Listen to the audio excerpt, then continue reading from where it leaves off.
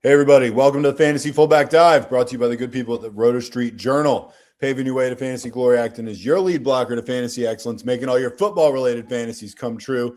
I'm your host, Nat the Truth Jones. I've been gone for probably 3 or 4 weeks now at this point, but I'm back on the air with the Wolf of Roto Street himself, as always. And we have got a barn burner of a Thursday night game that I'm really looking forward to. And it is just, seeping with fantasy implications. This is the fantasy playoffs semifinals. This is, the men have been separated from the boys. The wolves are separated from the sheep. That probably happened like a few weeks ago, actually. And we're getting ready to go. And Wolf, I know you're in the semifinals. I had a bye last week, which you told me beforehand, and that probably kept you from certain defeat, right? Yeah, pretty much, because the guy, we do it divisions now, and the one that made it out of my division was the high score of the week. I think he put it like 150, 160. My team wouldn't have had a horrible week, but it certainly wouldn't have competed there. So clutch bye gave me some time. I have a desperation RB2 spot, and I'll bring that one up on air and hear what you guys have to say, because it's hideous. It's absolutely disgusting. I'm actually thinking about rolling out Audric Estime, and some of you might be thinking the same thing. Desperation spot start against the Jets. Who knows? I don't know what I'm going to do at RB2, so we can tackle that later. I'd love you guys to help me weigh in and figure that out. But, of course, we are here to help you guys figure out all of your sit-starts decisions. And as you said, Truth, both of us have been tied up on these Thursdays, but it's the semifinals. We had to get one more show, and I texted, I was like, I got to see my guy before the fantasy season ends. And I'm pumped. What a game to kind of wrap this show up for the season with, huh? Yeah, not only is it the fantasy semis, we've got the Rams at the Seahawks. This is a big deal. And we'll talk about, the spread, the over and under, and all that stuff. We definitely want to do that. But we actually have a couple, I think 3 super chats to kick things off before we go into anything. One of them came in at 10:16 a.m. this morning. Don't know if he's with us right now, but awesome. Super, super generous. $10 right from the jump. Good day, Sir Egbuka or Debo. Rice has concussion. Yeah. Oh, man, Robbie, thank you so much. He's consistently on the Sunday shows, always super chatting your guy, always kind of getting in front of the line. I hope you're here right from the jump, Robbie. To catch this, if you're not, please do make sure to message me and make sure that we get you your answer here. This is a very tricky one because you want it, the knee-jerk reaction is it's of course Egbuka, rookie stud, been great all year, but you're asking this question, Robbie, because you probably recognize Egbuka has really taken a dramatic downturn. Since that, first 5 weeks of the season, he was a top 7 wide receiver in fantasy points per game, had 3 top 10 performances across those first 5 weeks, and it has been a really abysmal downturn. One, because Baker Mayfield has really started to struggle. Now, these last couple of weeks, Mayfield has looked better, but there was a time, I think it was a 4 to 5 game span, where he didn't hit 200 yards passing for 4 to 5 straight weeks. I forget the exact amount. Thankfully, last week we saw glimpses. I think he hit 270, 290-ish passing yards. But, of course, the vast majority of that weapons cabinet is full again, though. Exactly. And, for a while, Egbuka was the only weapon in there. Exactly. And even as the only weapon, he wasn't doing much. But Mike Evans returns, immediately walks into 133, nearly half the yards Baker throws to. Wide receiver 11, 19.2, 70% route share, so no real limitations on him. Chris Godwin getting ramped up week in and week out, leading the team last week with a 95% route share, caught a touchdown, got 12 fantasy points. And that left Egbuka, the odd man out, with a season-low 63% of the routes. Did ultimately get to 10.4 PPR fantasy points, was the wide receiver 38. But, man, very, very disappointing to see now that these guys are fully back, fully healthy in terms of Godwin and Evans. Egbuka has become that distant third, at least in terms of on-field participation for these routes. Now, this is a huge game, division on the line type of game with Carolina. Yeah. Who would have thought you'd be saying that about the Panthers these days? I did not think that would be something we'd be saying in week 14, 15. Not at all. So ultimately, you think they're going to fully unload the clip here, as they should. It still seems very, very risky to me to trust Egbuka. Debo, meanwhile, a tougher matchup than the Panthers, who are a tough matchup in their own right. But he is at least playing nearly every route, 81% route share last week, just 7.3 PPR fantasy points. Terry McLaurin, since he's come back, he has just absolutely commanded and hogged the rock there. 23% target share for him. But Debo actually outpaced him last week with a 29% target share, just far less efficient, didn't end up getting into the end zone. But ultimately, I feel like Debo, you just have a longer track record of success so far this year. We know it will be without Jaden Daniels. The last 3 weeks have been sketchy for Debo Samuel, 9.1, 6.7, and 7.3 fantasy points. This is a really tough one because Igbukah, even on that low route share, did outscore Debo last week.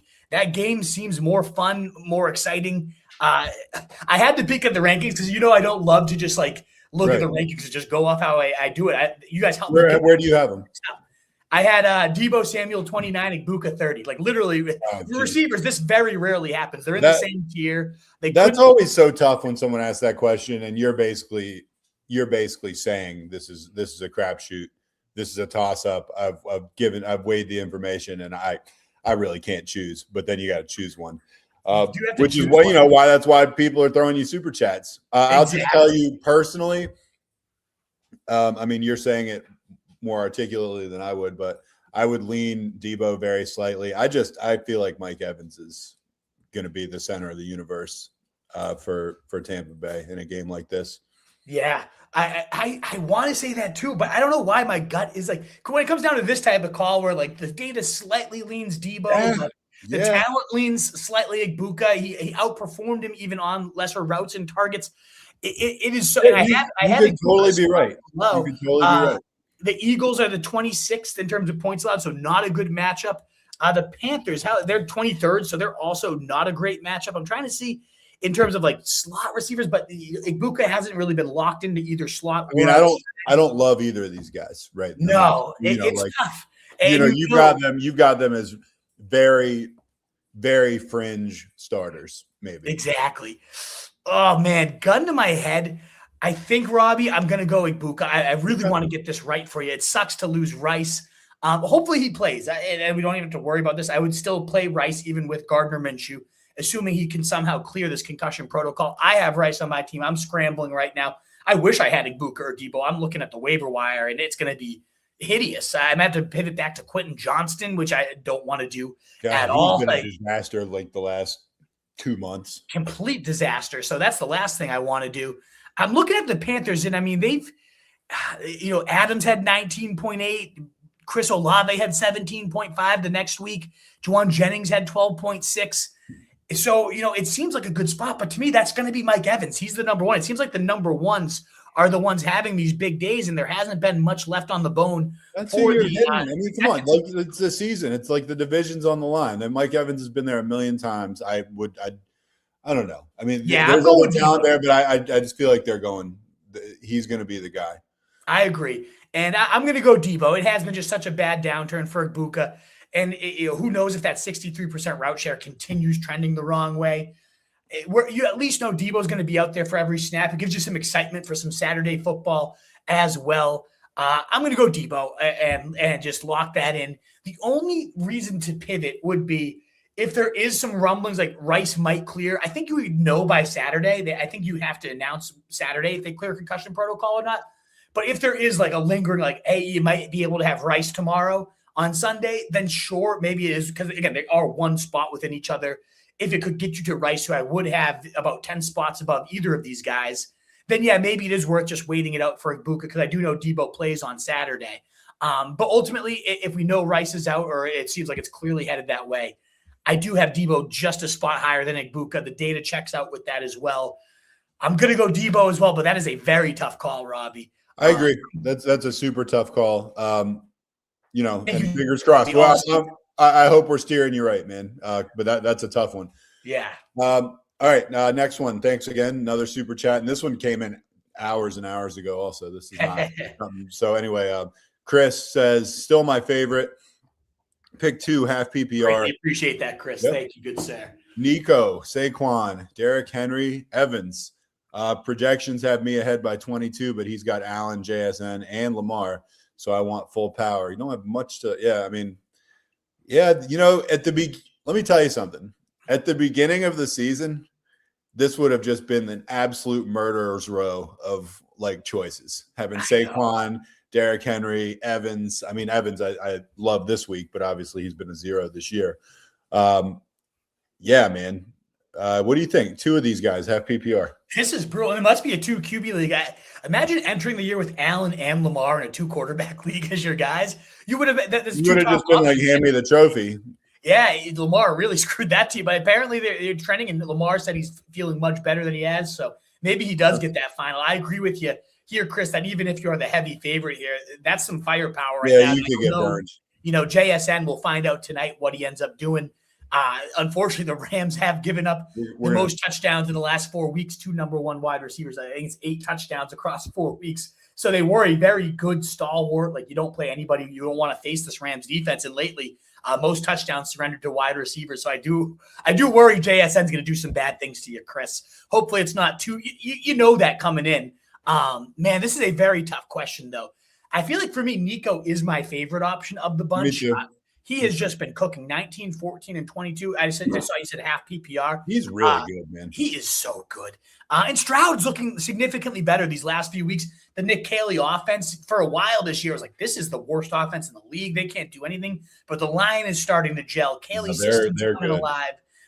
The Texans, man, as just a Patriots fan, like the Texans scare me. I'll bet you don't want any part of the Texans. The 6 and 7 team right now are the Bills and the Texans, and I'd rather face literally any other AFC team than either of those two.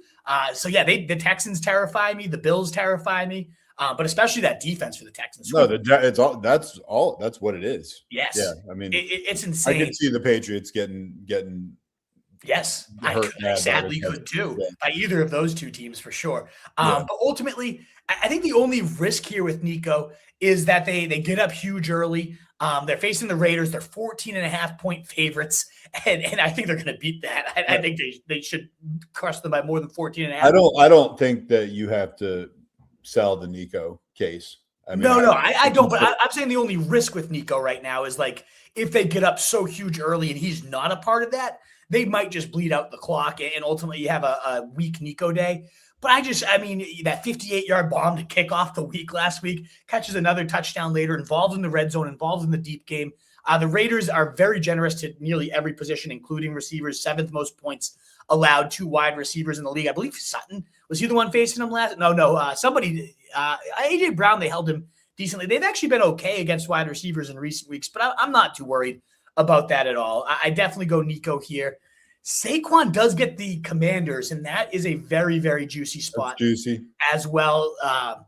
And the Commanders, 6th most points allowed to backs. And I feel like Saquon, we're finally it's not Saquon of last year. We haven't had that, but we are starting to get a few more of those chunk plays per game. They're running some more trickery to kind of get him out into space. With back-to-back, 18 and 16-point days and half PPR. Okay, yeah, it was all matchup based. Well, again, you got another great spot here against the Commanders. So I'm leaning the first two you typed in terms of Nico and Saquon. We've just seen Henry. The Patriots' run defense has been one of the best in the league. There's been some kinks in the armor since losing Milton Williams, but it still is one of the tougher matchups for backs.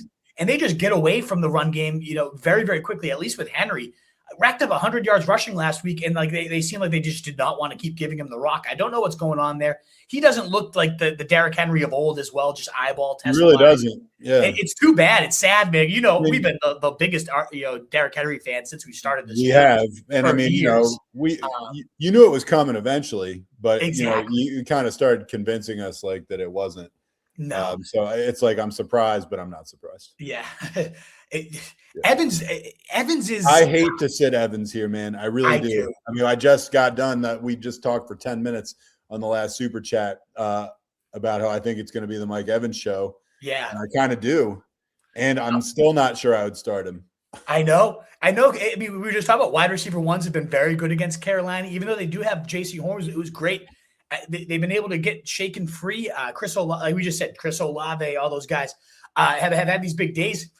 Evans is the most volatile, it would seem, of this bunch. Yep. Like, if he had 30 and was the guy you needed to pick out of these, wouldn't surprise you. Of course, Chris, wouldn't surprise us. But if one of these guys like truly fell on their face, just like 2 points, like Godwin ended up having 2 touchdowns, like Buka had another big day, and suddenly Evans only had 30 yards because they did everything they could to take him out. You could see that. Do I think that happens? No. But out of these options, he seems like the lowest floor maybe the highest ceiling, but Maybe the the lowest highest floor ceiling. for sure. Yeah. Um, I mean, I don't know. These guys all have pretty significant ceilings. They yeah. really do.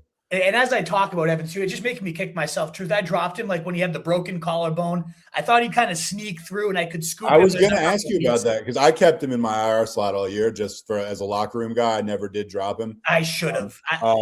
And obviously my team's terrible. It didn't matter. But I was wondering. I was like, well, I'm sure the Wolf held on to him.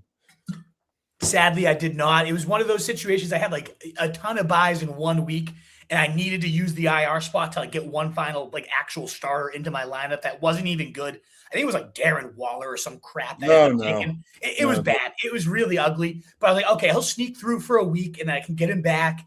All will be right in the world. Sadly, did not sneak through. A smart league mate took him. So I'm kicking myself to not have him, especially with all the Rashee Rice injury. Would have loved to be able to slide Evans right in. This point.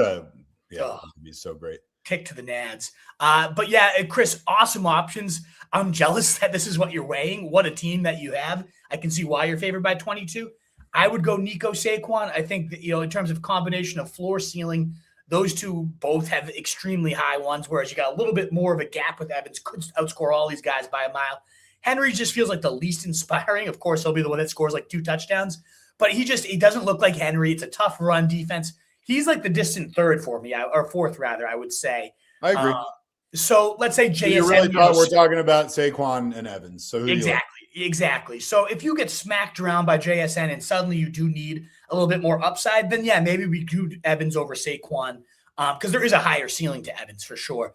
But as of today, I would be going Nico Saquon. I'd feel pretty good about that. Good matchups for both players. I agree with that, Truth? Yeah. I agree with that analysis almost to a T. I would have gone 1, 2, 3, 4, and I would have really struggled between Saquon and Evans. And I think I ultimately would have leaned Saquon. But I'm it's very similar to the last super chat we did. I would be wincing as I did it.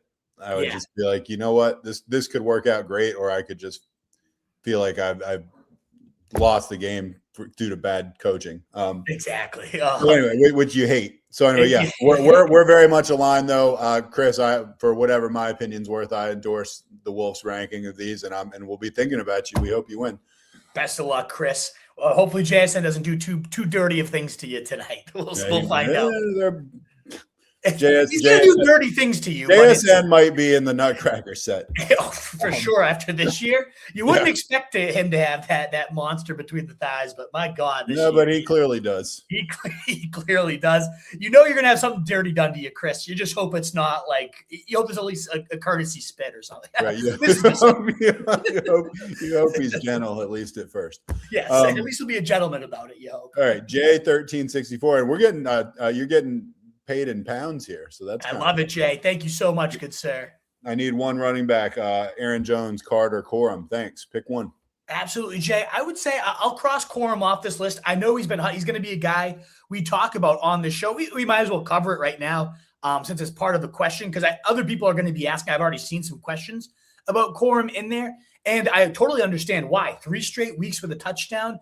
Slowly but surely creeping that workload up. It seems like they're going to design about 30 to 40% of the snaps with him in mind every week. He's got 14, 26, and 13.1, running back 18, 3, and 21 across his last 3 games. And just he looks better to me than Kyren Williams. He's got some real juice and burst, much more than last year. It seems like he's fully recovered out of whatever that injury was. It's been a couple of years now. He looks like the Corum from like his junior year of Michigan, where he would have been, a first-round pick, no-brainer type of guy in the NFL draft. So I do like what Corum's doing. I like the tape he's putting out there.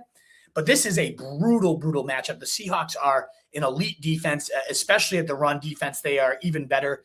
And so that makes me pretty nervous in terms of points allowed. Let's just see where the Seahawks rank. 27th in points allowed, 2 running backs.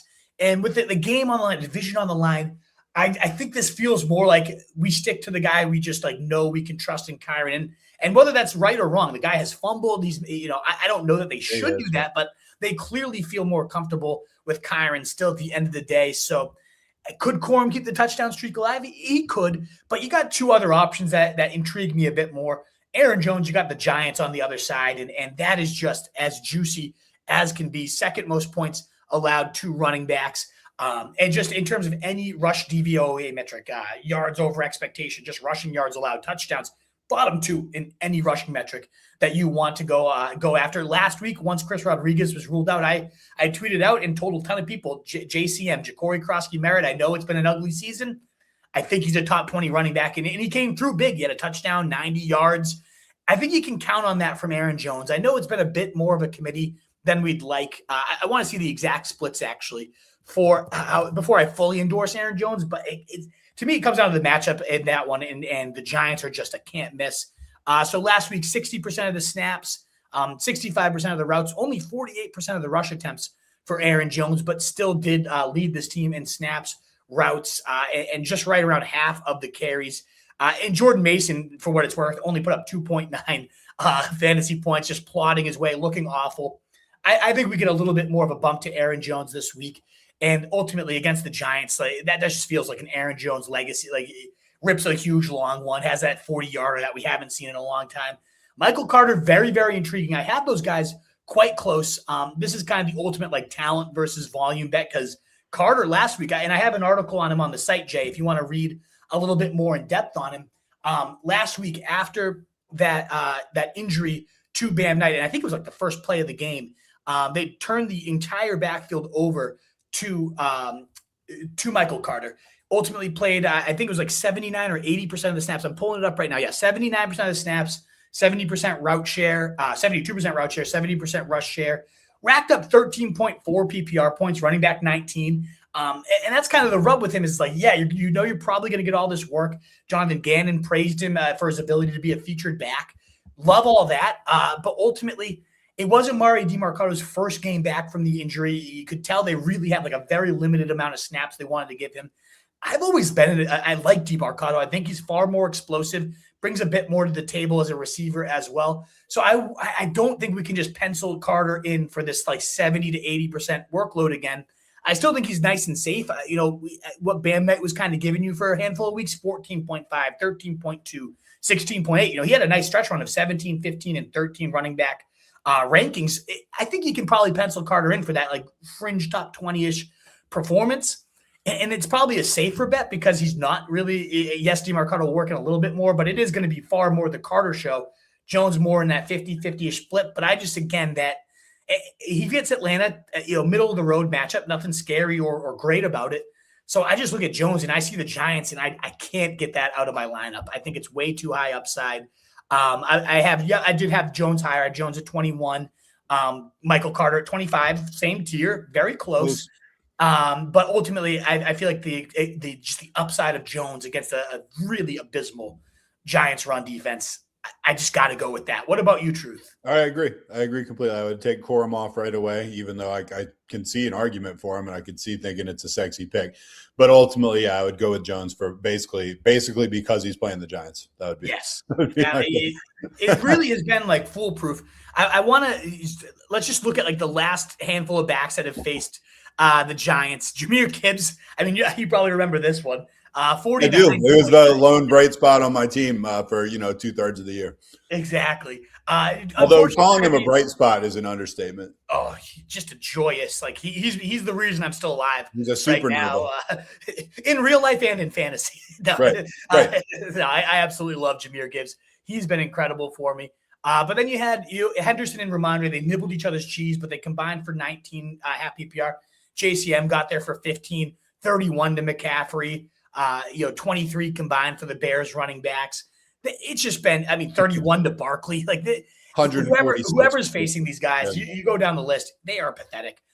So yeah, I expect Aaron Jones to be that play that you want to go with, higher upside than Michael Carter. So we're there together. Another very generous super chat. You guys have been incredible today. Thank you so much. Yeah, we might get to the main show, but we might not. JJ says, thanks, gents. I know it's kickers and all, but look, for $10, we'll talk about kickers. But Myers got me 22 points last week and is a huge reason why I advanced to the semis with the rain and 15, 20-mile-an-hour wind. For tonight, Myers or Eddie in Indy. Yeah, that's one of the things we were going to cover tonight. So I'm going to pull up the weather report from Kevin Roth, Roto Grinders, my favorite thing. So this is a natural segue. We'll get to your answer here, JJ Niner, but I wanted to see the where where the latest is, because there was a little bit of time that they were suggesting this was going to be a 40-mile-per-hour wind situation, which that would be nearly impossible to trust a kicker. You can't do that. It's a disaster. So what we got here, let's read the bulletins here. Interesting forecast. Two things that stand out looking at high-res forecast models. First, I don't think rain chances are nearly as high as the automated forecasts are suggesting. I'm leaving this as just a chance for showers, and we can reevaluate that with the radar pregame. More noteworthy, models are showing some very strong winds at times, then quickly tapering those winds off, which is the important part there, that they're going to get tapered off eventually. I'm seeing multiple models suggest a period of sustained winds around 20 mile per hour with gusts up to or over 40. That is crazy. That would be a factor on throws and kicks, but it won't last all game. I think the danger zone is here in the first half, especially closer to kickoff, with things becoming more typical in the second half. I'm putting this game at orange-yellow, more for the wind than the rain. This is a forecast that we'll want to circle back on. So Jay, I think it's a real factor, right? It's certainly a factor, JJ, and this is one where we used to do the show closer to kickoff, and we could have the pregame on in the background. We'll be able to judge that. If the thing is whipping around and you see, you can get that sense. And exactly. You'll understand. You can see. You can just as that overhead shot of the stadium as it's coming in. You're like, I don't think so. Yes, I think it will. I know it's a little bit of a cop-out answer, but I feel like it's the type of thing that will become clear to you, within half an hour of kickoff, something like that. Exactly. If you see that thing whipping around, and even if this does say by the second half, it might be okay. Well, it might also not be. You don't want your season to come down to weather. So I had Myers as my kicker 3, but I am going to adjust that and move him a little bit.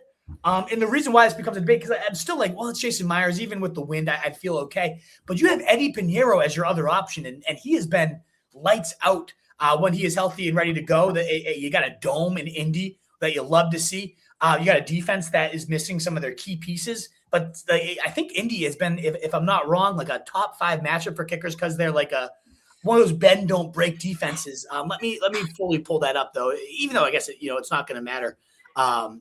You still probably play them. It's kickers. There's really, I think, a bit more volatility. But Colts. So yeah, they've been middle of the road for kickers. Whereas the Rams have been a worse matchup, but again, the wins. So circling back to Eddie Pinheiro, though, this wouldn't be a question for me if you didn't have a kicker on the other side, because Myers, like you said, he won you a matchup, 22 points. He got you through. There's very few kickers that have that, I can swing you a week type of upside. But Eddie Pinheiro is one of those guys. 17, 18, 11. Then he had 1 point against Houston, but everybody sucks against Houston. 12 against the Giants. Then he had 2 against the Rams last time out, which is the team that the Myers is facing today. And he has 14 and 14. So, other than 2 duds, this guy has had double digits every single week, including some of those 18 to 17 points that you're I just got that from my kicker. But then you also know, if your kicker just got you 22 and you bench him in your fantasy locker room, how does your players respect you? How do they look at you as somebody they can rely on and trust as a manager? So you got all these sides, all these things coming together here, JJ Niner. I don't know, Truth. What do you think is more important, that team chemistry and giving the guy that got you there the nod, or recognizing the weather and saying, look, I got to bench you. I hope you respect the decision type of move. So you and I are both semi-unapologetic believers in the fantasy locker room. We have been ever since we started recording, which is looking on a decade basically, and obviously we both thought that beforehand too. And it's really just another way to just kind of talk about it's karma basically. Yeah. It's a bad look to sit your guy. If the weather's bad enough, and like I said, you can get a snapshot before the game and you just see it and you just hate it, I completely get it. And benching the guy.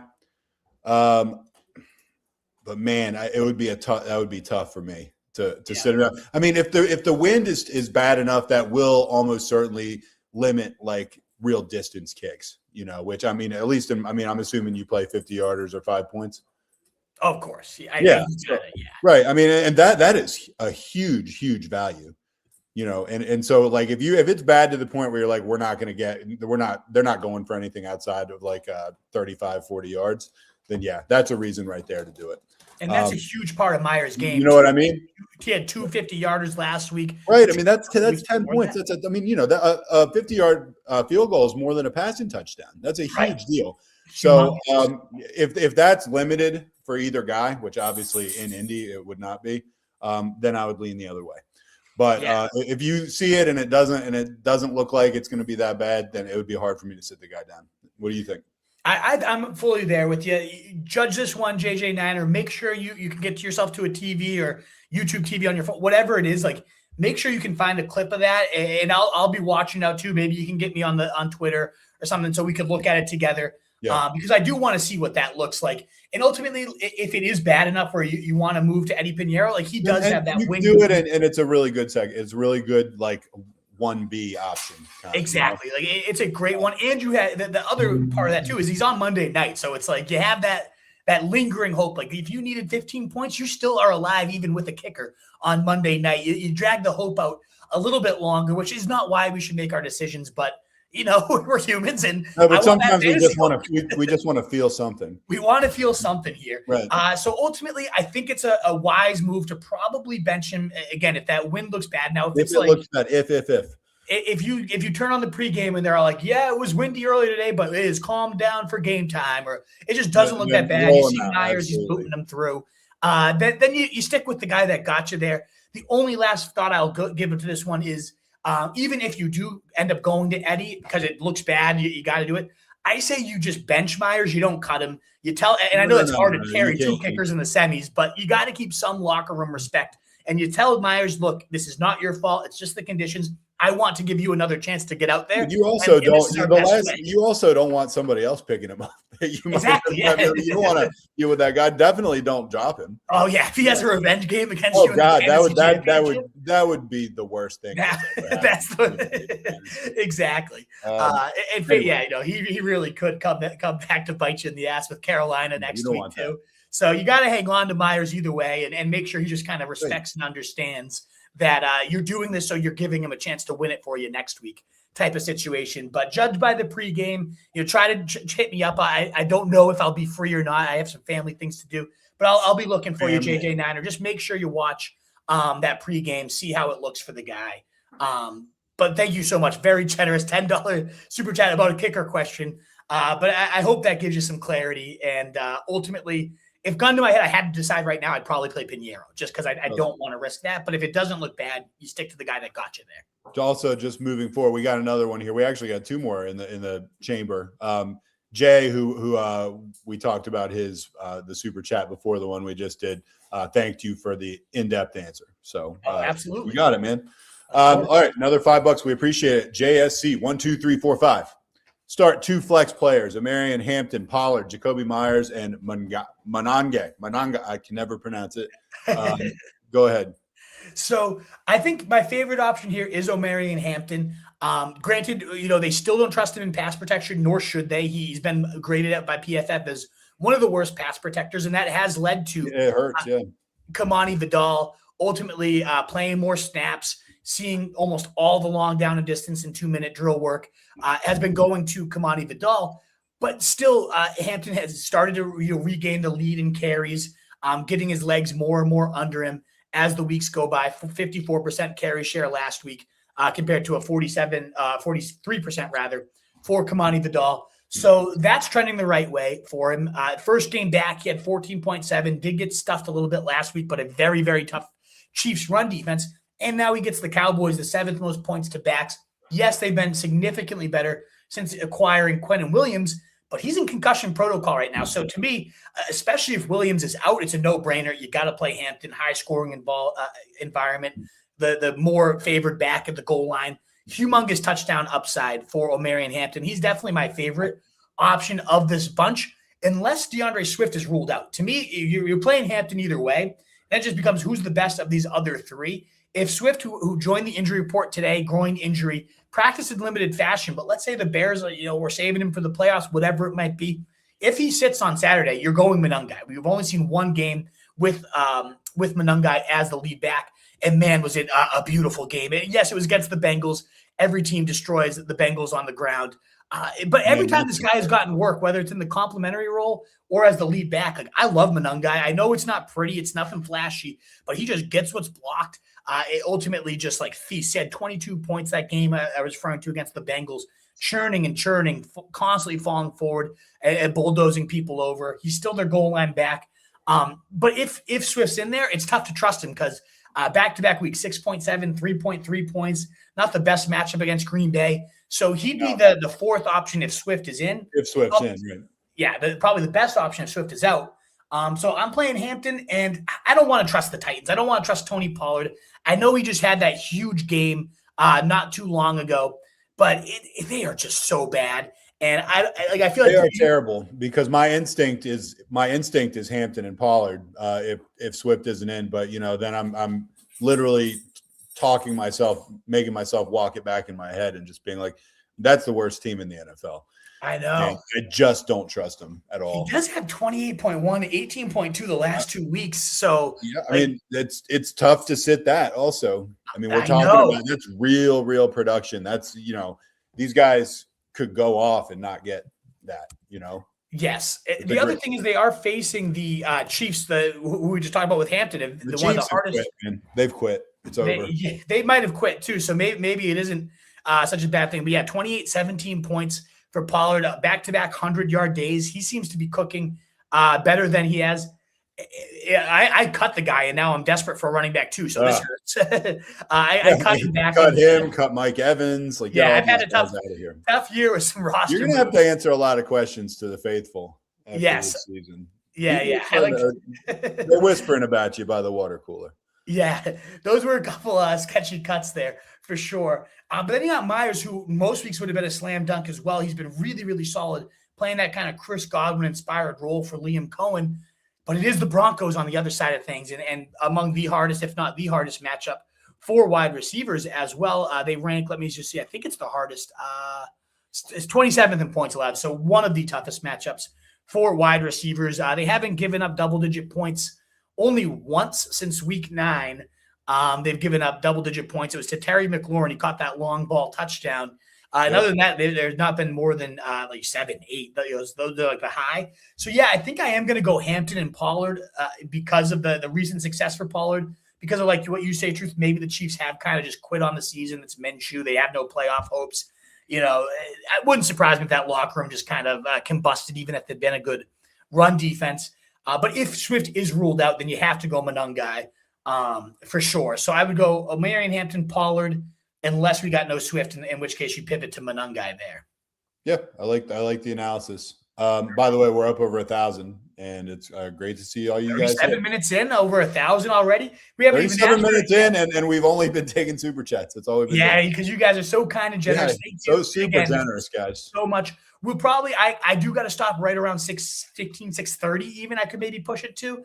I'm about the same.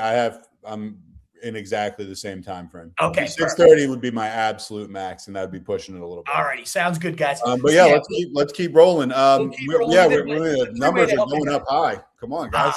Please do consider with 1,000 of you again at the 30-minute mark. That's awesome. Probably a new record for the Thursday show, which is amazing. In the playoffs too, because usually, even though the people that are tuned in are the diehards for the playoffs, our overall numbers have generally go down as the season progresses, and that hasn't necessarily happened anymore. No, this has been great. We hit almost 6,000 live on Sunday last week. Oh, that's killer. Just amazing. Yeah, it was such a fun show.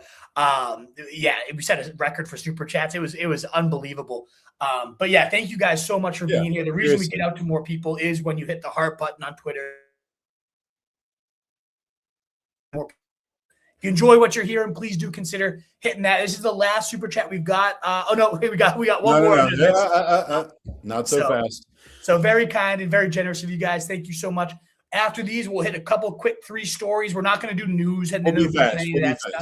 And then we'll be the mailbag. We'll have a good solid at least hour. We'll probably have an hour on that, unless the super chats keep coming in, and then who knows? And then you're steering the ship.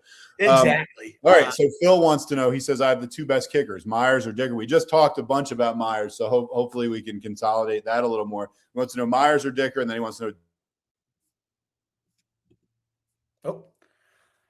Truth froze on me. I don't know if you guys can hear me. Oh, are you there, Truth? Can you hear me? Yeah, I was going to say, are you there? Okay, perfect. We're both back. I don't know. We had a quick glitch there. You can hear me though now, right? I can hear you. Both our screens cut out for a second for me. Okay, perfect. We're back. All right. So real quick, I'm just going to, in case it didn't come through, the two best kickers, Myers or Dicker, Darnold or Brissett also. Let's dive in. I would probably pivot to Dicker here. I had him and Myers right in the same tier. I still think they belong in the same tier.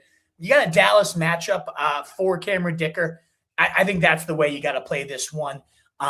He's another one of those guys that can any given week just boom in 15 to 18 points. Not why deal with this wind and rain and weather. I mean, it is tough. Like, again, similar. I'd say this one is similar to the other answer because you probably played Myers last week. He probably got you there. Tune into the pregame, see what it looks like. But if I had to decide today, which I do have to decide today, but if I decide this exact minute, I would probably go with Dicker in that one. I just want to make sure Dicker, like, I hope I'm not overrating him. I just want to see what his recent games are. Because I know this offense as a whole has taken a step back, but I don't know if Dicker has. So let me just check his game log really quickly. 12, 20, 9, 8, 14, 11, 15. Dicker's still doing these are very, very solid numbers. Dicker's still doing his thing, and he's in a great spot against Dallas. I think I would just go Cameron Dicker and avoid the wetness and the weather, and especially the wind tonight. Darnold versus Brissett, that one is surprisingly easy for me. And it's Brissett. I was going to say, I feel actually pretty strongly about Brissett on that one. The guy has been quite literally a top 12 quarterback every single week. That includes against the Houston Texans last week, who no quarterback has had a good day against. Brissett has the season high in fantasy points against the Houston Texans. He had another 20-point day last week, and it's kind of the same recipe every single week. Is they get destroyed, and then in like the late third, early fourth, all these teams are in like their prevent defenses, and it's just garbage time, dink and dunk down the field. Michael Wilson's racking up 15 targets. Craig McBride's going bananas. And just another 20-point day, 21.6 against the Houston Texans. Has literally been top 12 quarterback every single week. Gets a nice middle-of-the-road matchup against the Atlanta Falcons. Whereas Darnold, you're dealing with this weather. You're dealing with the good Rams defense. You're dealing with him seeing ghosts in the biggest game of the year. And Darnold always craps himself in these type of environments, and I wouldn't be shocked if he has doo-doo down his pants. That's part of when we get to the game tonight. I'm going with the Rams tonight because Darnold, it comes down to Darnold versus Stafford. I trust Stafford way more than I trust Sam Darnold in these big type of moments. And I trust Brissett in fantasy in these big type of moments because he has been a top 12 quarterback every single week. I'm just going to keep riding that out. Well, you just tipped your hand a little bit about who we're picking when we do the spread, and so I just want you to know I'm also going with the Rams. Oh, I thought you were on the Seahawks. No, no, I'm not going against Stafford, dude. Who was? It was my cousin that was telling 37 touchdowns, 5 picks. Yeah, like almost 4,000. No, I'm not going against him against Sam Darnold. Are you kidding me? No, I'm with you there. All right, we have 2 from Preo Man. Man, thank you so much, brother. Thanks, man, for the double super chats. I've had the Seattle D all year, and they snagged the Bills and the KCD. Wow, 3 Ds. I'm a Bills fan. I want to start them, but I've been burned by their D so many times. Seattle, KC, or the Bills? Burned by the D. Never a good place to be. This is tough, man, because we talked about who knows what you're getting out of KC. Like, they could pitch a shutout or they could give up 27. I don't know. I don't know. What do you think? Seattle, KC, or the Bills? I'll tell you this. It won't be Seattle for me. You're facing one of the best offenses that takes care of the ball. You just mentioned only 5 interceptions for Stafford. It's wet weather. It's windy. Maybe we do get a sloppy pick or turnover. And I love the Seahawks defense, but you got the Bills against Cleveland. You got Kansas City against the Titans.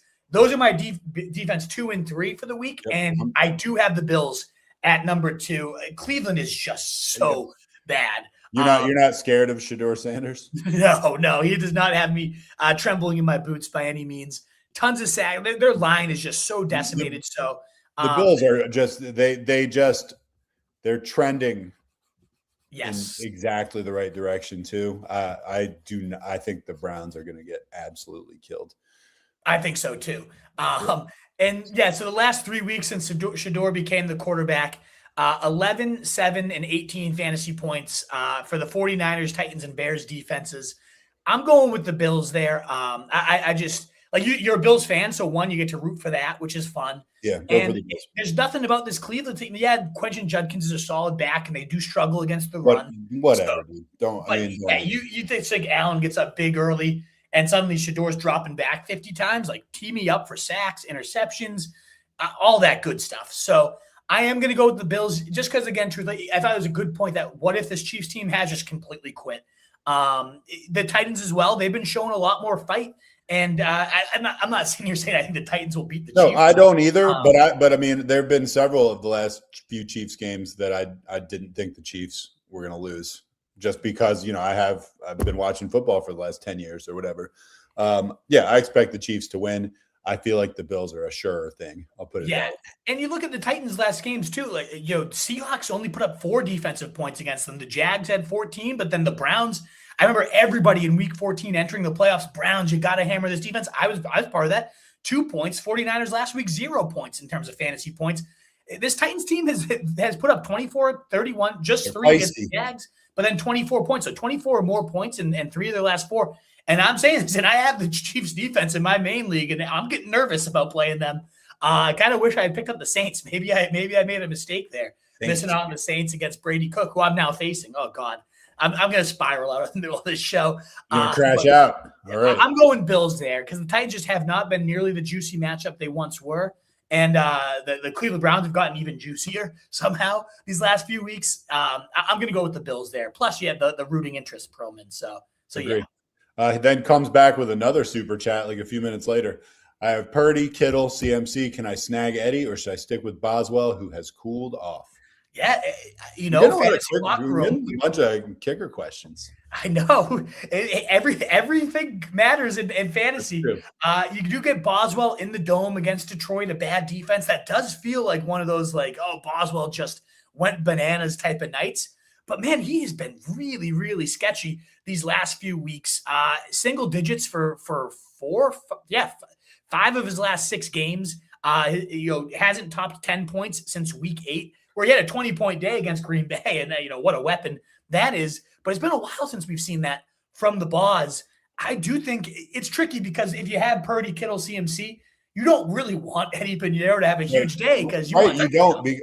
That caps you, and that's actually the exact reason I would probably go with Boswell. Yeah, I mean, it's a dome. It's but I mean, it's you're kind of almost playing against yourself then. I mean, I guess if they score like 54 points or something, everybody's going to eat.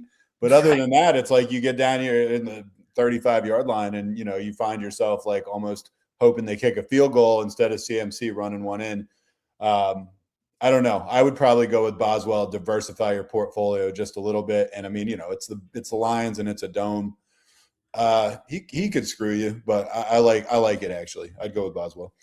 Yeah, it is tricky though, because then I look at the game log from this last week where they were facing the Titans, and I do think against a pretty bad Colts defense that's missing their main parts.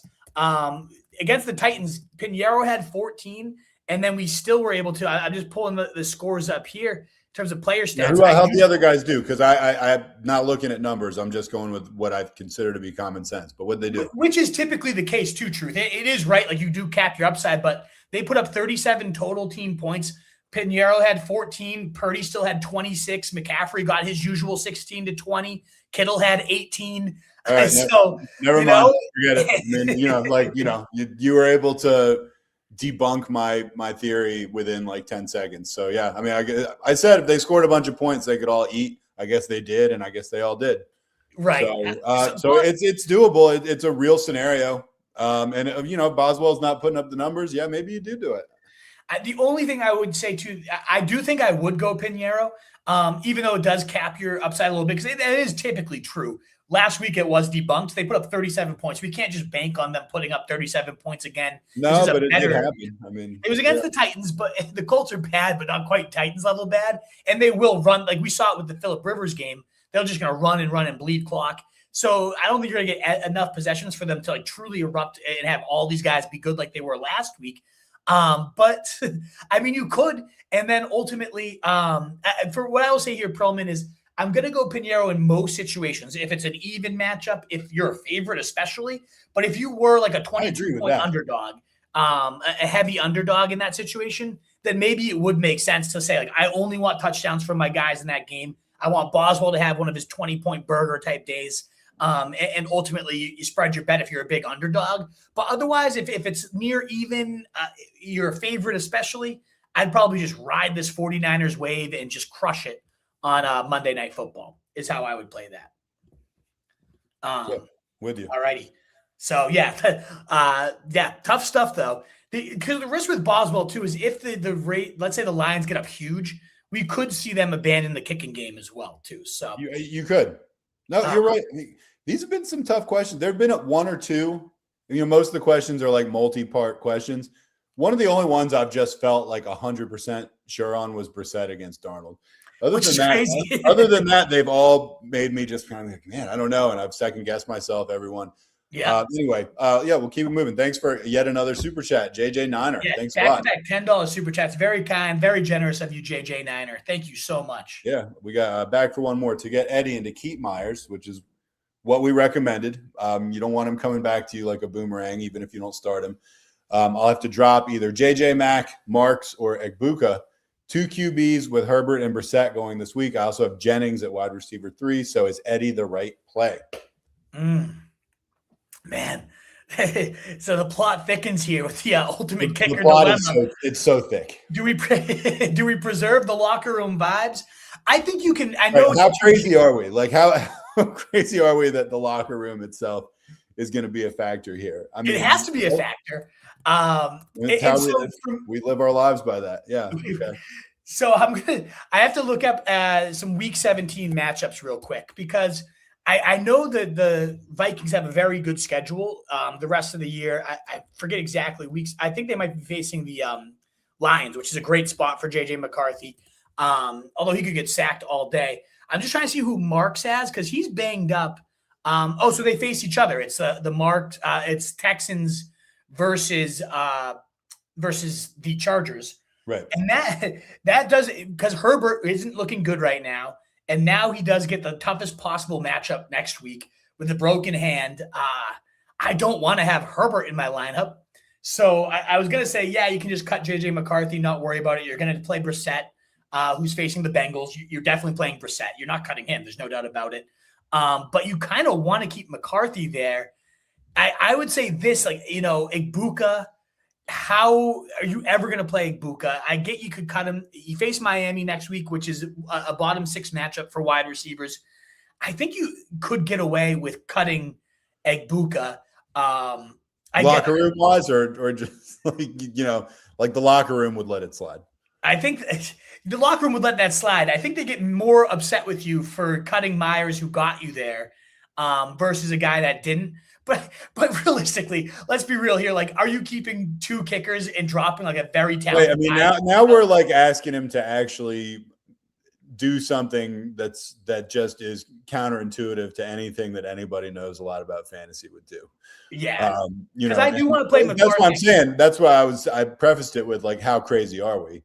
How much do we actually believe this? It's cool to say, I believe in the locker room. I believe it. What if you're then making a move that actually on paper is extremely detrimental to your team eventually? And you're just like, well, you couldn't mess with the locker room. It's like, where do we draw the line? There's clearly a place that we would draw the line. Yeah, I think this is where I would cut a kicker too, as much as that would pain me. Because Marks and Egbuka are both guys that you drop, and if your opponent picked him up and they went off for 15, 20 on you, that sucks. Now, if you drop Myers and he goes off for 20 on you against Carolina, that blows. I think you're going to try to itch to get either of these guys back, and it's a matter of what's your faith in getting the kicker back versus Egbuka back versus Marks. You know your league mates. You know what they need more. But truthfully, yeah, I'd probably cut. I would have a hard time rostering 2 kickers if it meant dropping one of these very talented rookies. Mark's in a good matchup. The Chargers' run D has been quite soft, and certainly it's a run funnel defense, so you don't want to be facing Marks. Egbuka, yeah, he sucked, but could somebody pick him up and you have 25 against you? Yes.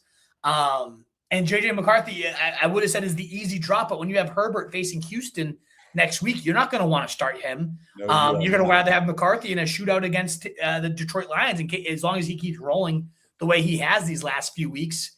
So, yeah, I think I have to cut my kicker here. And so I would say, JJ Niner, really study that weather tonight. Check how the winds look. If it's looking good, send Eddie Pinheiro packing.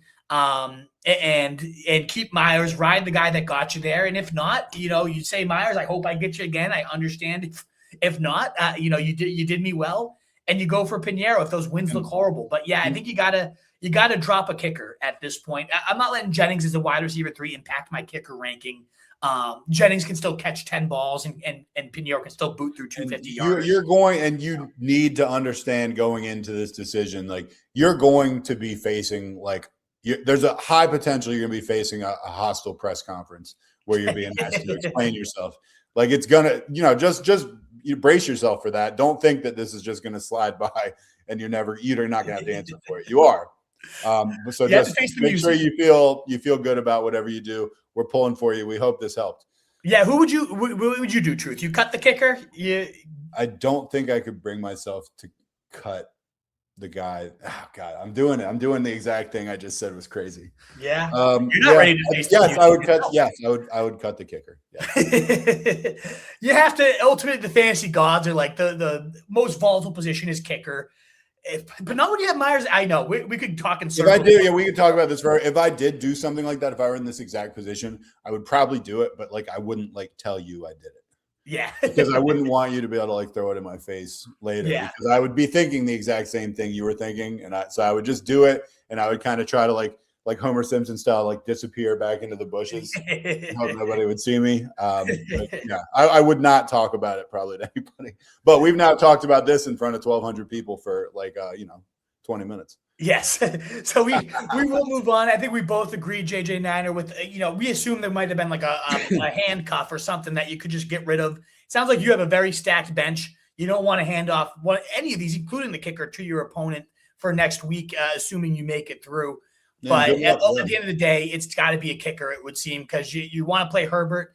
I mean, ultimately, it's could you cut Herbert? But they have a good matchup this week. They got the Cowboys, so you're probably playing him.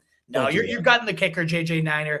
I know the locker room vibes might be a little sketchy, but check that win this tonight, and let's see how it looks. As long as it doesn't look too threatening, you keep Myers, you cut Pinheiro, and you move on with your day. But if it looks sketchy, then yeah, you say, I'm sorry, Jason. I hope I can see you next week. I hope you will rejoin my squad. But the locker room will respect. They might question you, but ultimately you're the coach. And as long as you're confident in front of the boys and say, I did this so we could be playing next week. We hope he's back. We can't guarantee it. Let's move forward. You move forward from there. Best of luck. Yeah, good luck. All righty, let's guys. Get into the news real quick. Let's talk the spread. Let's talk over under. We got 3 quick stories to do. We got the Rams. They are getting 1.5 at Seattle. The over under is 42.5. We've both already tipped our cats, whatever, shown our cards, whatever the proper analogy is. Yeah, they both work. And anyway, or tipped our hand is what I should. No, either of them. It's all there. It's all the pieces are there. I might not be saying it right, but anyway, the Rams are getting 1.5 in Seattle. The over under is 42.5. We've both already indicated that we like the Rams in this game. I have not wavered from that. I know the Wolf has not either. What do you think about the over under? Yeah. So again, it comes down to Darnold versus Stafford. Big game, division on the line, 1 seed on the line. I trust Stafford 10,000 times more than I trust Mr. Seeing Ghosts, Darnold himself. This seems like the perfect pumpkin spot. Maybe he'll prove me wrong, and they beat the Rams. I don't expect it, though. It is crazy, though, that both these two teams are the top 2 favorites for the Super Bowl. Rams are plus 320 to win. Seattle's the second closest at 650. So, I mean, the NFL is saying, or the Vegas rather saying, these are the best 2 teams in the NFL, and we get this on Thursday Night Football, which is amazing. Both teams are 10-4 against the spread this year, so tied for the best mark in the league. Rams are 10-3 against the spread, against the Seahawks against the spread since 2019, so they've been very good. So I'm just going to stick with the Rams' historical data trends, plus, of course, just the Stafford versus Darnold feeling here. I trust them more. I'm going to go under 42.5, and it's kind of crazy because it opened at 46.5, but with the weather factor, with the way that these two teams play, very slow, methodical, bleeding clock, high percentage, Good Just defense. every drive seems to take like an hour for each team. I think there's going to be very limited scoring potential because each team is just going to keep bleeding clock time and time again. They went under this total, if I'm not mistaken, their first time meeting up, and now we have worse weather in this situation, and we have no Davante Adams most likely for this game. So, yeah, I'm going to go Rams, and I'm going to go under. It seems like you are in agreement there. Yeah, I am. I'm in complete agreement. There's a lot of reasons to like the under here. Yeah. The weather is really obvious, but also, these are stout defenses, and they're offenses that are not. These are not like no huddle, run and shoot type things. This is right. Like you said, it's each drive takes a while. It seems like even the ones that get stopped relatively early, they still bleed 5-6 minutes off the clock. So, I'm going under. I feel pretty good about it. The under then makes me wonder because it's like in my head, this is like a 20-14 game, and then I'm like, if that really happened, that means Myers would be getting 2 points as a kicker. Yeah. So now I'm sliding back down that rabbit hole. So I don't know. Maybe I'm contradicting myself. Well, we had last time Myers was out, it was a 16-18 game, and he had 22 fantasy points. So that's true. So could go that way, just all field goals all night. Right. It's tough. It's a very tricky call. There's three players, obviously you have your Pukas, your starting Puka, no Davante Adams, back-to-back 35-point days. You guys don't need me to wax poetic on him, despite all the hot water that guy is getting himself in. Are you talking about his brother stealing a car? His brother stealing a car, him like doing like anti-Semitic like celebrations on air. Puka it keeps popping up with these idiotic things. He's recording the locker room, even though the team policy has I don't know what's going on with the guy. He's not the type of guy I want to see take the wrong like A/B type of turn. But these days he's just making these questionable decisions. He's taking some big. You never know. But either way, you're playing the guy back-to-back 165-plus yard days. I'm starting him, but these are some erratic, odd things that are going on. Yes. This guy, and they are – any one of them would be like a red flag. There's several red flags flying around at this point. Exactly. But of course you're rolling him out. Of course. But fantasy-wise, yes, you're going to get 30 points from him tonight because there's no Davante Adams and he's an absolute animal. Look, I was starting Antonio Brown right up until basically he walked off the field in that last game. Shirtless. I think he caught a touchdown in that game. I was rolling him out, crazy as he was. I knew every time he stepped on the field, there was a chance it would be the last time we ever saw him in an NFL game. But I was like, while he's out there, I'm definitely rolling him out. Yeah. Yes, you should be. In terms of Colby Parkinson, one of the most asked guys about in tonight's game, and understandably so. I wrote an article today, and if any of you want like a really true in-depth breakdown, go check out rotostreetjournal.com. I did a deep dive into Colby Parkinson. I put it up on Reddit just to see how it would do. In 10 minutes, I had 200 questions on it. So a lot of people are thinking about Colby Parkinson, both for the tight end spot and also for the flex situations. When you have like a Kittle, you have a McBride, could I toss Colby Parkinson in? And the reason people are thinking about him is in the last 6 weeks since most of those games Tyler Higbee has been out. I think one of them was week 10, then he suffered his injury in week 11. So over the last 6 games, Colby Parkinson's the tight end 4 in fantasy football. He's averaging 13.5 PPR points per game. He scored 6 touchdowns across those 6 games. He's got at least 1 touchdown in 5 of those 6. He's plus 210 to score tonight, by the way, which I really like. Seahawks have given up the 6th most points to the tight end position. And yes, some of that is facing Trey McBride, facing Kittle multiple times in the year. But when you do schedule adjusted you factor those in, they still are the 8th most points allowed to the tight end position. And everywhere else, they are such a stalwart defense. But this is the position they give up a decent amount to. And Parkinson's 6'7", red zone beast, besides Davante Adams. That's the real story here is there's no Davante Adams. Do you know how many red zone and end zone targets Davante Adams has, Truth? This season? Yes, this season. It would just be a wild guess. I honestly don't know. Is it a ton? So in terms of end zone targets, he has 27 end zone targets. I was going to guess 25. But then I thought, is that crazy? Is it crazy to guess 25? No. If you had a running back get 27 carries inside the 5-yard line, you would be feeling phenomenal. That's an insane handoff season. They are just zipping that thing in with an absurd pace. He's always been one of the best short yardage guys ever. Always. But this is just hyper levels of targeting him. I think they were going for the record, and now he's hurt that they might slow that down. I think they were trying to take Randy Moss's record. But regardless, that is a massive red zone target share to be voided. And Colby Parkinson second on the team with those red zone targets. So I think he's a phenomenal bet. Plus 210 to score, plus 1,800 to score twice, which he did last week. I like Colby Parkinson to score. He's my tight end 7 for the week. So yes, I think you're playing Colby Parkinson at tight end. It does get a little bit murkier at flex depending on who you have, but I do like it. And I know that the 40-mile-per-hour wins and stuff we talked about, but that'd be the deep passing game. Colby Parkinson, you're hoping for touchdowns. You're getting a lot of play action because of them leaning into the run due to this weather. And I think you get a lot of dink and dunk to Parkinson. You get like a 5-catch, 50-yard in a touchdown game. Maybe you get 2 touchdowns, and now he's like the best tight end of the week type of situation. But I like Colby Parkinson. I'm going to probably recommend him in most situations. In terms of Blake Corum, a little trickier. We talked about, again, how he has a touchdown in 3 straight games. We've seen about 40% of the snaps across those games. But this is a very different defense, a much different beast than he's been facing these last 3 weeks. And so, if you're desperate for a running back too, like I am in my league, yeah, I'd kill for a guy like Blake Corum right now. 14.1, 26.1, and 13.1 across those last 3 games. But 2 of those 3, he really did need that touchdown to be anything useful for you.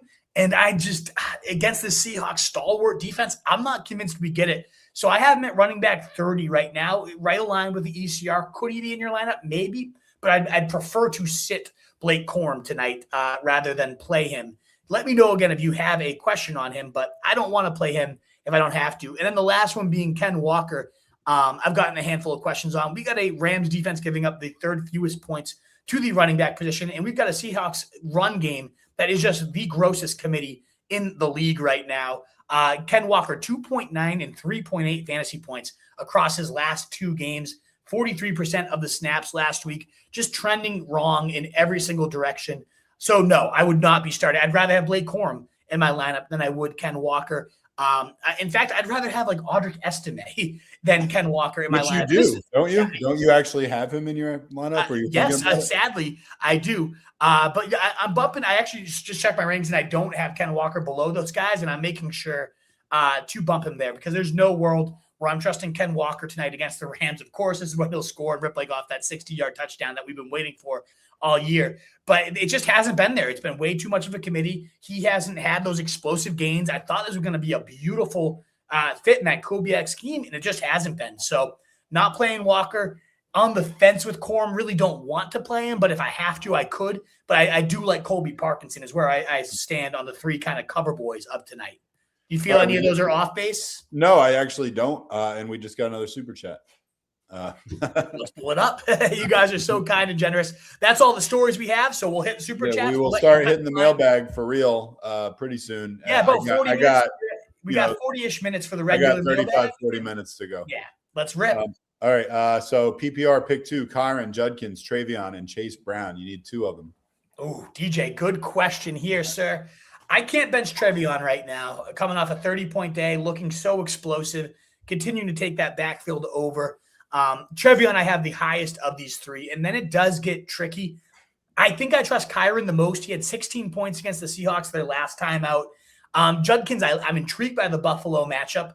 Should be juicy. 4th most points allowed to backs. That's where you attack them, but we could all see the world where the Bills are up by 14 in the blink of an eye, and now your game flowed out, and Judkins is just playing from behind. He's really just as talented as he looks. It's such a bad environment. The line is the worst in the league. Shador is just awful.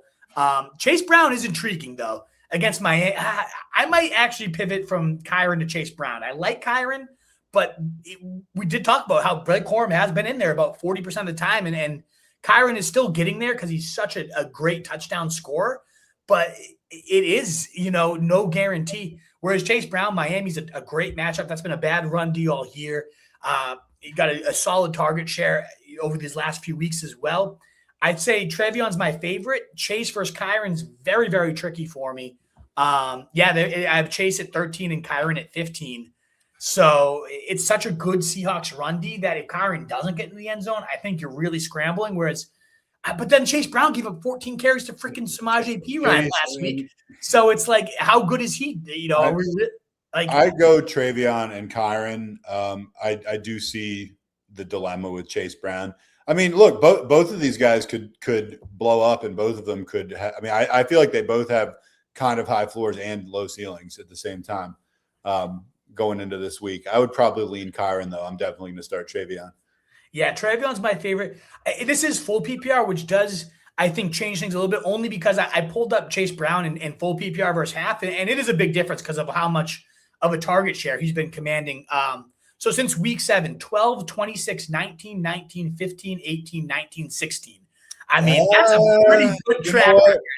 Like, it hasn't been below the running back 13 in that span. That's pretty compelling, actually. And Miami's a good matchup, too. This isn't a give me Kyron's last 5 or 6 games. Yeah, and so Kyron, very similar, very consistent, but he does have a handful of those duds when he doesn't score touchdowns. So in that same span, Kyron Williams, 17, 22, 17, 6, 13, 18, 22. So, I mean, a lot of good ones.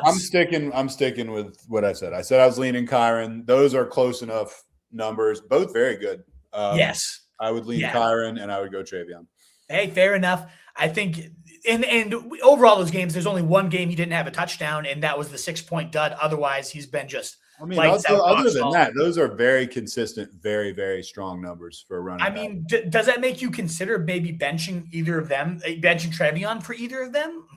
Consider, yeah. I didn't realize they both were so productive consistently over their last several. I mean, I would definitely have to look at that. Yeah. I mean, it's like when I see these questions, I have my knee-jerk reaction, just kind of how I feel from watching football and knowing what's going on. And then sometimes you'll roll some stuff out there, and I'm just like, well, geez, I didn't know that. Yeah. Let's pull up Travion's 13, 28, 32, 11, 12, 30. So I can't bench the the highest. I mean, he's got 3 30-point games in that stretch. No, yeah. So you asked, would I consider it? Yeah, I'd consider it, but no, I still wouldn't. Yeah, I'm playing Travion in that situation for sure. I think we limit it down to this, DJ, is we're definitely both like Travion. We think Judkins is clearly the distant fourth here. And then Kyron versus Chase Brown is very tough. Yeah, I like them both. And when I said they both have a high floor and low ceiling, I mean, it's like a high ceiling and low floor. It's like the floor is nowhere near as low as I would have thought. No, very safe. So, I mean, actually, pretty solid floor and definitely high ceiling. Yeah. I feel like you can feel. I mean, look, it's going to stink. You come down to a game and it's like a 4-point game or something like that, and they both do well, but one of them does a few points better. It's tough. I think you feel good about rolling either guy out, but you also feel bad leaving either guy on the bench, and you're going to have to do both those things. But yeah, start Travion and then go with your gut, I guess, on the other one. What'd you say? Did you say you were leaning Chase? I'm leaning Chase Brown. I'm leaning the other way, but the Wolf's the one you're tipping. So go with the Wolf. No. Because the thing I would say with that is Chase Brown has gotten to those numbers, and in 5 of those 7 games, or 6 of those 7 games, he didn't even score a touchdown. So it's like Kyron needed that touchdown, and against the Seahawks, could he get there? Yeah, he had 7. But he does need that touchdown, but he gets them. I hear what you're saying. I see what you're saying about Chase Brown, when we said LaDainian Tomlinson wouldn't have even been that good if he wasn't always scoring all them touchdowns. Yeah, well, he did. He's freaking scored 2 touchdowns every single game. You're right. I mean, he's touchdown dependent, and generally that makes me a little gun shy. But I mean, he's very consistent about scoring. He's so consistent with scoring, and he'll probably get in there tonight. I think you're going to be fine either way, but one is going to outscore the other. I just think you're a little bit safer with Chase Brown, but you're safe with you've got a great running back room, DJ. I'm weighing Audric Estime versus Kamani Vidal here because of injuries. So dropped Tony Pollard. Yeah, and I dropped Tony Pollard, who suddenly became the second coming over there. Christ. Yeah, it's killing me. But yeah, a very good running back room. I think, Travion, Chase. And he just added an addendum to this. Said, great insights as always, boys. We appreciate you. He has Bijan locked in at running back 1. So if you thought that his running back room was good, it's actually better than you thought. Unbelievable. So his running back 5 is worlds better than my running back 2. Right. Absolutely. I'd kill for that running back. Me too. I ended the year with one really good running back, and that's about it. And I have Gibbs. Yeah, I have Gibbs. Yeah, but it's a great running back room, and you're welcome, of course. Droid, you guys mentioned Brissett. I didn't realize he was balling. So Lamar, Joe Burrow, or Brissett? Woo. This question's so funny because imagine getting this in the It is so funny. If we just saw this in a vacuum, I mean, at the beginning of the season, but not just the beginning of this season, at the beginning of any season since they've all been in the NFL, which is a while now. I mean, we've been doing this together for 10 years. I'd say any season in the last 5, if we ever saw this in a vacuum, we would just laugh. We would crack up. And the even funnier is if we saw this at the beginning of the year and you told me that Brissett would be the actual safest of these 3. Which he clearly is. I would check you into the loony bin. And he is clearly by far he's the safest bet. I agree. He is absolutely the safest bet. Does that make him the best bet? I'm not sure. Because I really do think, like Lamar, I have a feeling he's going to go off. I don't know why. Maybe it's because I'm starting him. And I'll tell you this, Troy. I actually have Burrow. He's like a walk-in cheat code. You see the guy and you see what's there. And so, yeah, you always kind of think he's going to go off. And sometimes he does. Hasn't been that much lately. But no, it's been a very long time since we saw Lamar be Lamar. But he did come out and say, he's feeling better. There was a quote that came out that like he feels healthier. He feels fully recovered from those injuries. And so if I just like take that at its word, and why would he say it if not? And I had just Lamar Jackson against the Patriots offense that's cooking, Sunday night game.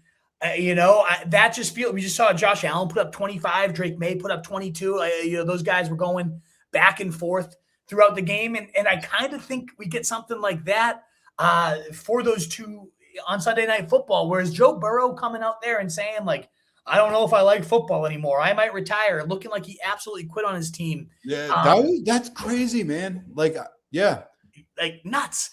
And 8 points against Baltimore, which was a defense that teams were killing through the air. So I do. Part of it is too with Burrow. If he doesn't have T. Higgins, over the last couple of years, his efficiency, his total production, it drops dramatically. And Higgins didn't practice today, so that makes me nervous for him. Let me ask you this. Yes. So you went into last week. We texted a little bit, and then you went into last week. You were telling me about your team. You asked if did I make the playoffs? No, of course I didn't. But and you were saying, you were telling me about your team, how you were doing, and you were like, and I'm starting Burrow over Lamar, and I was like, yeah, absolutely. Now that was before they played this week, and I believe the Bengals got shut out. They did. So what are you going to do this week? As of today, I have Lamar in. I was going to say, I'll bet that change it. And then, nothing like a shutout against a defense. People have been lighting up. And then the guy goes in the press conference like, I don't even like playing football anymore. Nothing like that to kind of a little splash of cold water in your face. Yeah. When you're thinking about rolling them out in the playoffs. So right now, between those two, you're leaning Lamar. Okay. Yes. So Brissett or Lamar?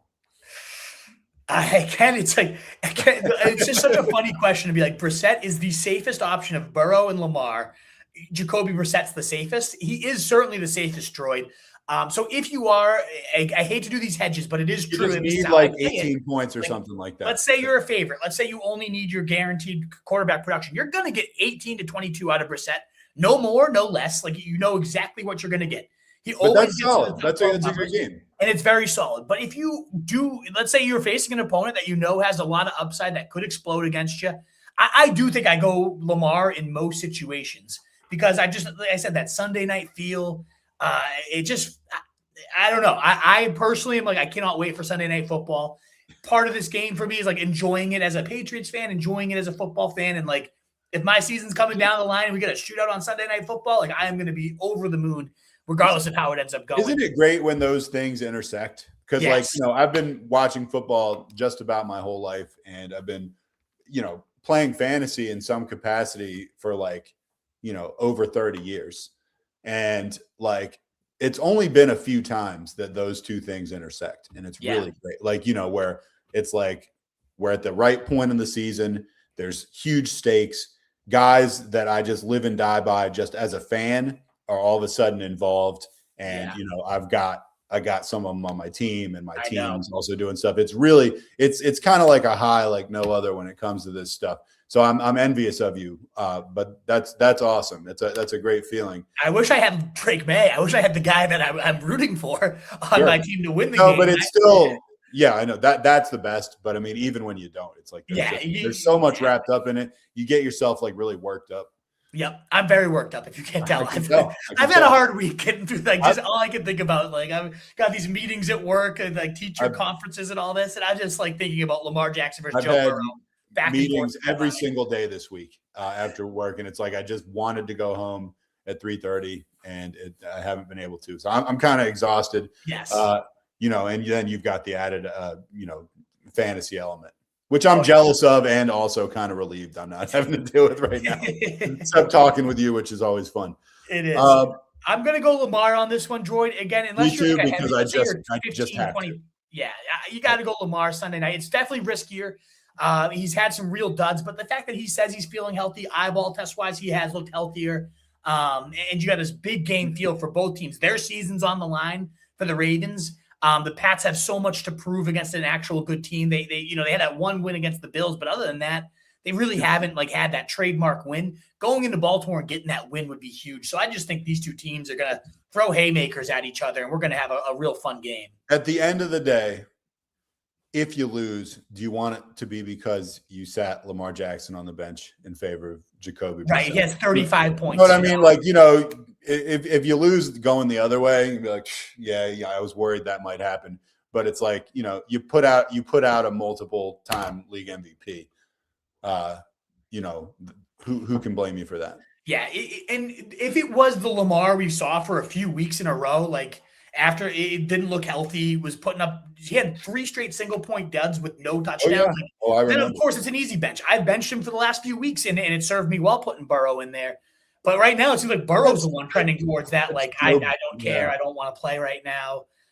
If T. Higgins was ruled in, though, then you got Burrow against Miami with all his weapons. This becomes a question again if T. Higgins is ruled in. Yeah, but they're also the Bengals are 4-10. Yeah. I don't know. Everything. This is I might be just closing up shop for the year if I was the Bengals at this point. It's 4-10. Do you want to? You want to? I would put someone else in. I wouldn't even start Burrow if I were the Bengals. Yeah.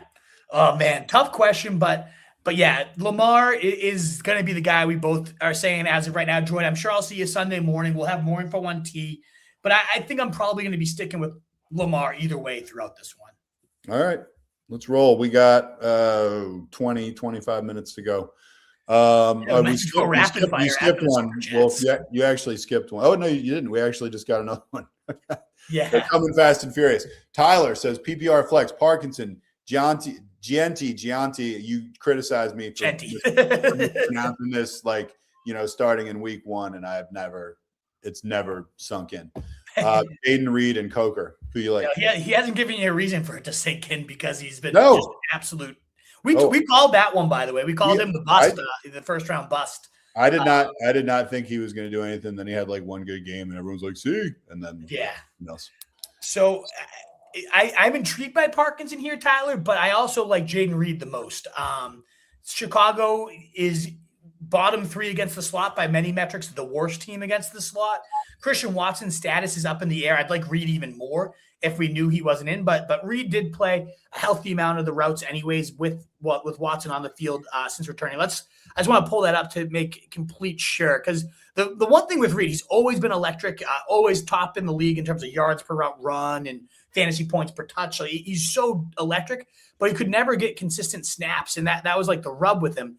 But since returning 65, 67% of the routes, that's actually pretty good for him as well. 9.3 and 10.5, not a huge eruption by any means on any of those, but good solid usage. And now you get a Bears matchup that could not be any better for him.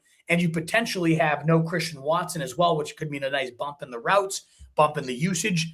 I'm leaning Jaden Reed as my favorite. I don't want anything to do, which is crazy with Ashton Genty, though, facing the Texans. The Raiders are implied for 11.5 team points, and I don't think they're going to get to 11 points against that defense. So I don't want anything to do with Genty. Coker is very intriguing, but if I'm going for an explosive wide receiver, we've seen it longer and better from Jaden Reed. As much as I love my Holy Cross boy there. I love when we see it longer and better from another. You always want that one. You always want the Nutcracker guy. Longer and better. 2 words never associated with us, but no, but other people. But Jaden Reed. I've heard people like that, right? Frank Gordon. Yeah. I think Parkinson could I like Parkinson a lot as a tight end play, tight end 7 for me. I think he's great to get in there. I think he's going to score tonight, and if he gets to 2 touchdowns, he really should have been your flex, and that's in play. I'm going to play it by betting Parkinson for 2 touchdowns at plus 1,800 and call it a day. Because there is the risk with the wind. And I know that's not going to ultimately affect Parkinson, I don't think. I do think he gets into the end zone, but I also could see Jade Reed having a 30-point day. Parkinson, he had 24 last week. That's like his career high by a mile. And maybe he does it 2 weeks in a row without Davante Adams. It sure could happen. But I just feel better about Jaden Reed, I think. What about you? That's a really tough one. Those were the two that I would have been agonizing over. And, I kind of wanted to hear your sales pitch on him. And it's like, without Adams, yeah, I see the appeal, but I guess I probably believe it. I mean, the whole longer and better thing, like you talked about. I'm always longer. We need a shirt that says Jaden Reed, longer and better. Longer and better. Man. Parkinson, it is tricky, but if one of these guys was going to have like 3 catches for 20 yards and just completely suck, it would be Parkinson. That's the guy, right? Parkinson, he's not this target hog. He's a touchdown or bust kind of option. No, but he's a guy that could blow up in a game, but I don't think we're setting this isn't Cooper Kupp 4 years ago or whatever. No. We can't set our watch to this yet. I agree. All right. Omar. Hey, Omar, what's going on, brother? Very generous. Thank you so much. Very generous. Been a while. Wolf and Truth. Happy holidays, gents. Please rank these tight ends for me best to worst. Juwan Johnson, Waller, and Parkinson, who we just talked about at length. Full PPR. Thanks, guys. Hopefully Santa stuffs our fantasy stockings. Here's hoping. Here's hoping he stuffs us, baby. I know. I've always just wanted to get stuffed by Santa in fantasy. Yeah. But that makes sense. I would say Parkinson is definitely my favorite of this bunch here, Omar. Because, again, 27 end zone targets, 32 red zone targets, just vacated without Davante Adams. And Parkinson's been the clear number 2 red zone option here. Could be just the number 2. That's where the Parkinson upside does come in, is we haven't seen him in this true, I'm not only the number 2 red zone guy, I'm now the number 2 pass game guy to Puka Nacua. So we could see a 6-7 catch day from Parkinson, but also Terrence Ferguson, this rookie they drafted, what better time to unleash this rookie weapon tight end that's a huge athlete. Maybe he ends up being the guy that blows up. It's not without the realm of possibility that Parkinson. I do like Parkinson though over these options. Waller, I did have higher to start the week, but now Tua's been benched. The Cincinnati matchup couldn't be juicier, but with Quinn Ewers as the quarterback, I can't put my season on the line in terms of Quinn Ewers. I mean, no, you sure can't. Could it be better than Tua? The team clearly thinks it might be. I mean, Tua's been pretty terrible. It's a pretty low bar, but at least he was getting the rock to Waller, who's fresh off that 2-touchdown day. He gets the Bengals. I was planning to put Waller into my flex this week, and then they made this quarterback switch, and I'm not going to trust it myself. Can't do it. And then you got Juwan Johnson. He gets a little bit of a bump up. He's actually a little too low in my rankings right now. But since Devon Vele did get ruled out, who's been hogging some decent targets, I do think Juwan Johnson has a better case this week. But I would go Parkinson is definitely my favorite. I would go Waller because of the Bengals matchup. Even if Ewers sucks, you probably still can get there. And then I'd go Juwan Johnson as the third. With Parkinson, a clear step above. I would rank them that way, and I would put a decent amount of distance between each one of them. If I'm being, not like multiple tiers, but I would feel pretty confident in that ranking actually. All righty. And you would have Waller ahead of Juwan Johnson. I would. Yeah. Yes. All righty. So we're in agreement there. And and with the caveat, if he does nothing, you can roll your eyes at me because we look who you were banking on. Quinn Ewers, not what you want. No, it's not. I don't love it, but I still like him better than Juwan Johnson. Yes. Moving along, Ryan Lentz, 1726, PPR flex, Estime, Parkinson showing up in a lot of these, and Ken Walker. So we know who I'm not going. That's Ken Walker. Walker. I mean, I feel pretty good about this one too, honestly. Go ahead. Under 4 points for Ken Walker in back-to-back games. The second hardest run defense, third hardest run defense in the league with the Rams. I can't trust Ken Walker. No way about it. I have Estime above him. I probably would go Parkinson here. I would go Parkinson here. I feel like it's easy. Yeah. So the only reason it's not easy, Truth, is and I know more about Audric Estime than I should because of how desperate I am in the weeds for my running back too. He's facing the Jets, and since trading away Quinn Williams, I have this tweet. I just got to pull up my Twitter real quick. I put this one out there. I wrote about Estime this week. And so he's facing the Jets. And since they traded away Quinn Williams, these are the last 5 running back games against them. Travion Henderson, this is half PPR. So PPR. Well, we know the Travion. I'm just gonna guess that the Travion Henderson is one of those 30-point. Yep, 30. 30. Derrick Henry 21.8. Bijan Robinson 27.8. And we're talking about stud backs here. So that is the preface. Miami running backs combined for 40 points. I mean, and that's where I hang my hat on too. Is like Achane had 18, then got hurt. And then Jalen Wright came in and had 18. Okay. All right, you're right. I shouldn't have said it was easy. And then Travis Etienne had 30 last week against the Jets. So they've given up the most points in the league. Estime, but then the rub is like, okay, is Estime clearly going to be the guy? Because last week him and Evan Hull split the snaps 20 and 20. So yeah, you can tell I've been in the weeds. I wrote you have been in the weeds, but I mean, you're essentially describing the Miami situation. Yes. And yeah. And Estimate last week, too, yes, they split it down the middle, but he was the last guy in that 2-minute drill offense, which doesn't make a ton of sense because Evan Hull was like an elite receiving prospect, and Estimate was more of a bulldozing back out of Notre Dame. But for whatever reason, they kind of flip-flopped those, and Evan Hull's been the early down back in last week's game, and Estimate was the receiving guy, and he racked up the 30 yards on that game-winning drive. He had half the yards to get them into field goal range. So yeah, I think he gets the first crack because he helped win that game for his team. Was a bulldozer down the field. So I do think Estime gets the first crack, and I think that's all you're going to need. I do think he's in good shape to be a solid guy against the Jets.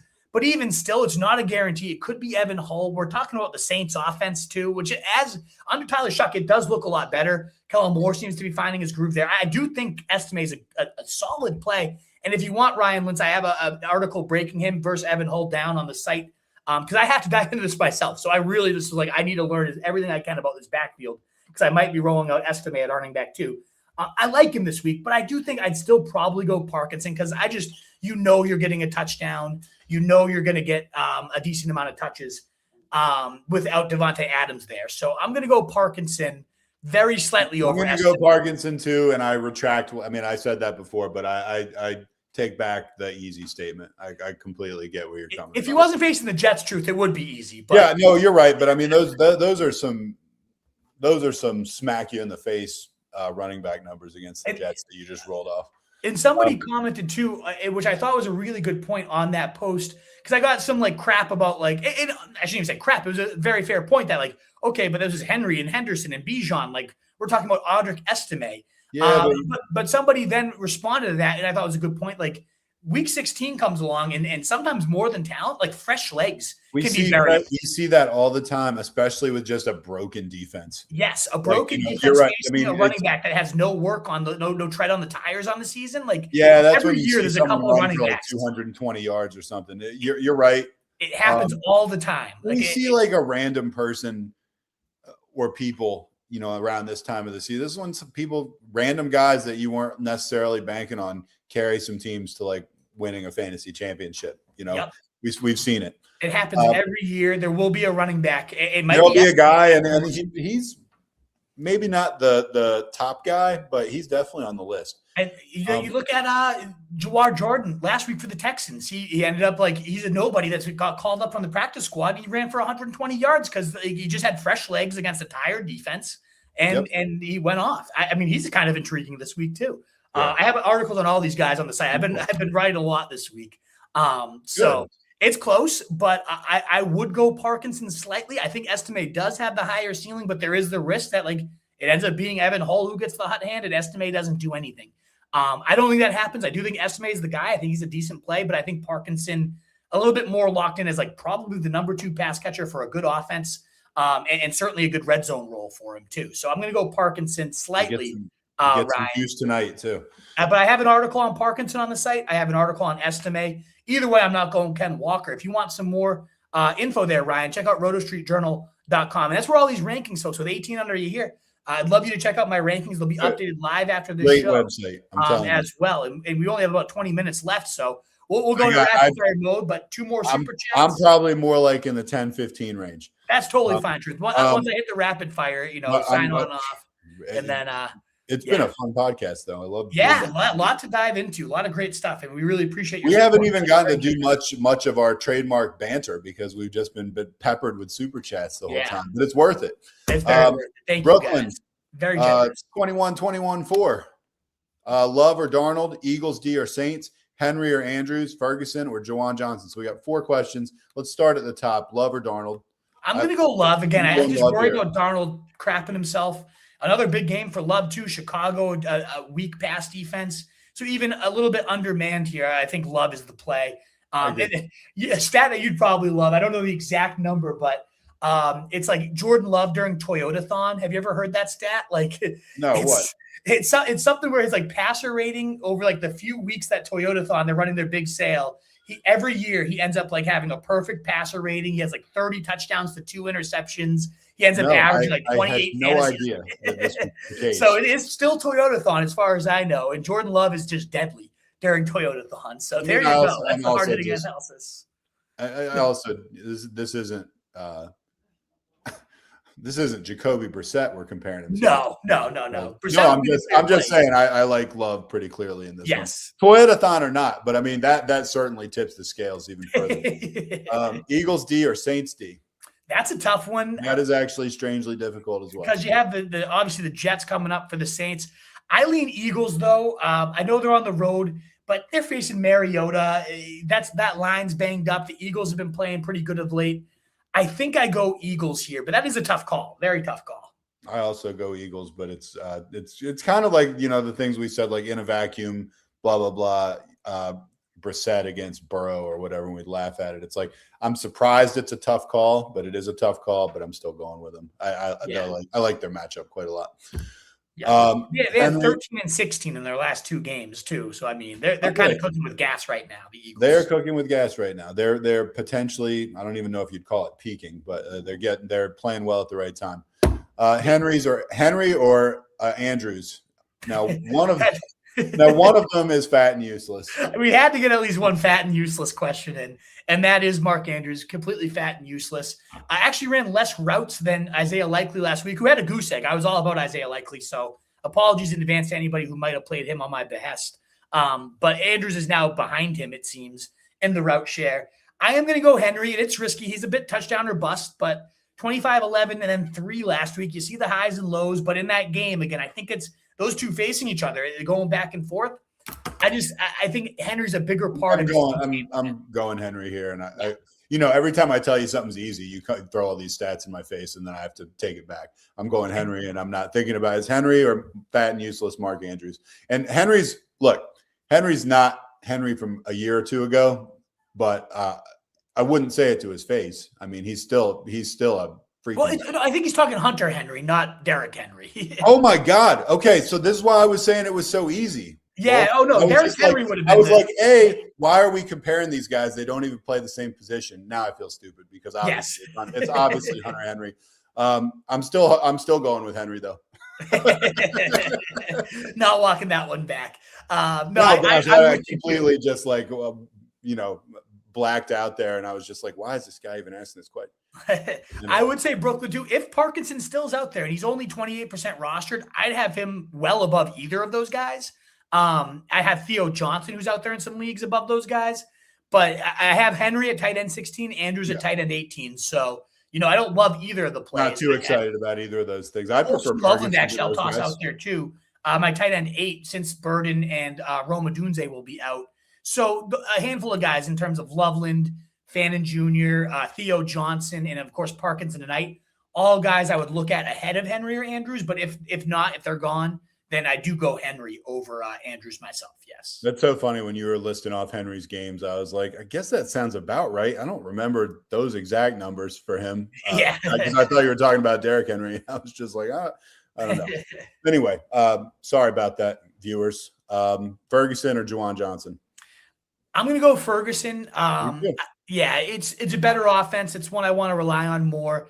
The Jets have been like they struggled against tight ends to start the year, but have been sneaky stingy these last back half. It's like one of the only positions they can. It's tricky to rely too much on the pass catchers there. I am intrigued by Juwan Johnson again with no Devon Bailey. I bumped him up to tight end 18 in the rankings that will go live soon. But I have Ferguson at tight end 17. So again, I'll toss out all those guys again in terms of Parkinson, Loveland, Fannin, Theo Johnson, all guys I have above them. Even Darren Waller with Quinn Ewers, I'd probably play above any of these guys you've asked about. But I have Hunter Henry 16, Ferguson 17, Juwan Johnson 18, and Andrews 19. So the 4 guys you asked about, I have an exact line. Don't love any of them, but that's how I'd rank those 4 to help you out, Brooklyn. It's crazy. Also, on all you and I actually agreed on all 4 of these, even when I thought we were talking about a completely different person in one of them. Yeah, there you go. We got a couple more super chats coming our way. If you got to run, Truth, I know you just mentioned you got to get going. I got in a minute, but also I was going to say I'm definitely staying until we get 2,000. But I just saw where we've rocketed over 2,000. Yeah, let's go. Thank you guys so much. 2,000 of you here. Hit that thumbs up button. Check out rotostreetjournal.com for these live rankings. I'm definitely going to be hitting a rapid fire to mow through as much of that mailbag as we can. Hopefully, can get through it all. But if not, the super chat will still get that preference. But thank you again so much. Let's try to. We got 2 more small super chats. Let's try to hit them relatively quickly. Yeah. And then you can hit rapid fire, and I'll take off. Okay. Full PPR. Start 2. Hampton, Gainwell, Dowdle, or Warren. That's a tough one. Because, and I only heard the stat the other day. I think it was JJ Zachariason who gave this one out. You think Gainwell's probably the distant 4th on this list? He's like, all right, he's backup running back for the Steelers. We had a couple of things come out. First was that Rodgers said, like, I want to get this guy paid. I love this guy. I'm so happy. It was one of the only cool moments of Rodgers' career was he's like, he's such a douche. But ultimately, he's like, I've been peppering this guy because I want him to get a huge contract in the offseason. I was like, all right, Rodgers has like one decent moment. I can give him that. But the bigger stat there with Gainwell is in full PPR leagues, he's been a top 12 running back in 4 of the last 5 games. That 80% of his games. You'd never think that Kenny Gainwell as a like secondary running back, but he has 7, 6, 2, 6, and 7 catches. So 6 or more catches in 4 of his last 5 games. Uncoincidentally, all of those have been top 12 in full PPR, and he looks really good. He's starting to slowly siphon more and more work away from Warren, who has not looked nearly as efficient. It is a very tough matchup. Detroit is a bottom 4 matchup for running backs, and in particular, they've really limited running back receptions. So that's where like this could end up butting heads here. But I think it is a key part of what they do. And in full PPR especially, I think Gainwell has to be at the top of your consideration. And then it comes down to Hampton versus Dowdle for me. And I think I'm going Hampton in that Dallas matchup, especially without Quinnen Williams. To me, it's definitely not Jaylen Warren. I think all 3 of those other guys are close. I agree with that as well. He's last on my list. I mean, I think that, what you're saying about Gainwell is a real, vote of confidence or thumbs up for this game in fantasy. I think, as far as like Rodgers coming out and saying what he said, as far as like, I want to get him paid, that's why I'm peppering him. I mean, that's almost like coming out and saying like his numbers are artificial. It's like, then he's like, I want him to get a big contract. And they're like, well, I mean, the quarterback was like intentionally just throwing the ball to him a million times. I don't know. There was more to it than he said something about how like he wants to give him a chance to showcase his ability. All right, well maybe Rodgers is cooler than I'm. I know you hate Rodgers, and I despise the guy. I don't want to ever assume goodwill with Aaron Rodgers because I don't. I think he is an absolute scumbag. Me too. But this is like the one time I've actually been like, okay, this is the one thing I'll give you that one. I would definitely put Gainwell in my top 2 here if we're looking for 2. I would. Yeah. And Dowdle a little riskier in the sense that Chuba Hubbard right around 40 to 50% of the snaps these last few weeks. And if they have to throw more because they're facing Tampa Bay, that does favor Chuba. I do still like Dowdle this week, but ultimately, since that became back to a committee, he's been pretty capped. So I'm going to go Hampton and Gainwell with Dowdle as a close 3rd and Warren the 4th option. Let's go one more real quick. Half PPR flex, Parkinson, Hampton, Marks, Wan'Dale Robinson, Diggs. I'm assuming that's Diggs. He left the S off, but I'm assuming we're talking about Diggs. Yeah, that's got to be Stephon Diggs. I would say I'm not going to play Parkinson tonight, even though he is right in line with these options.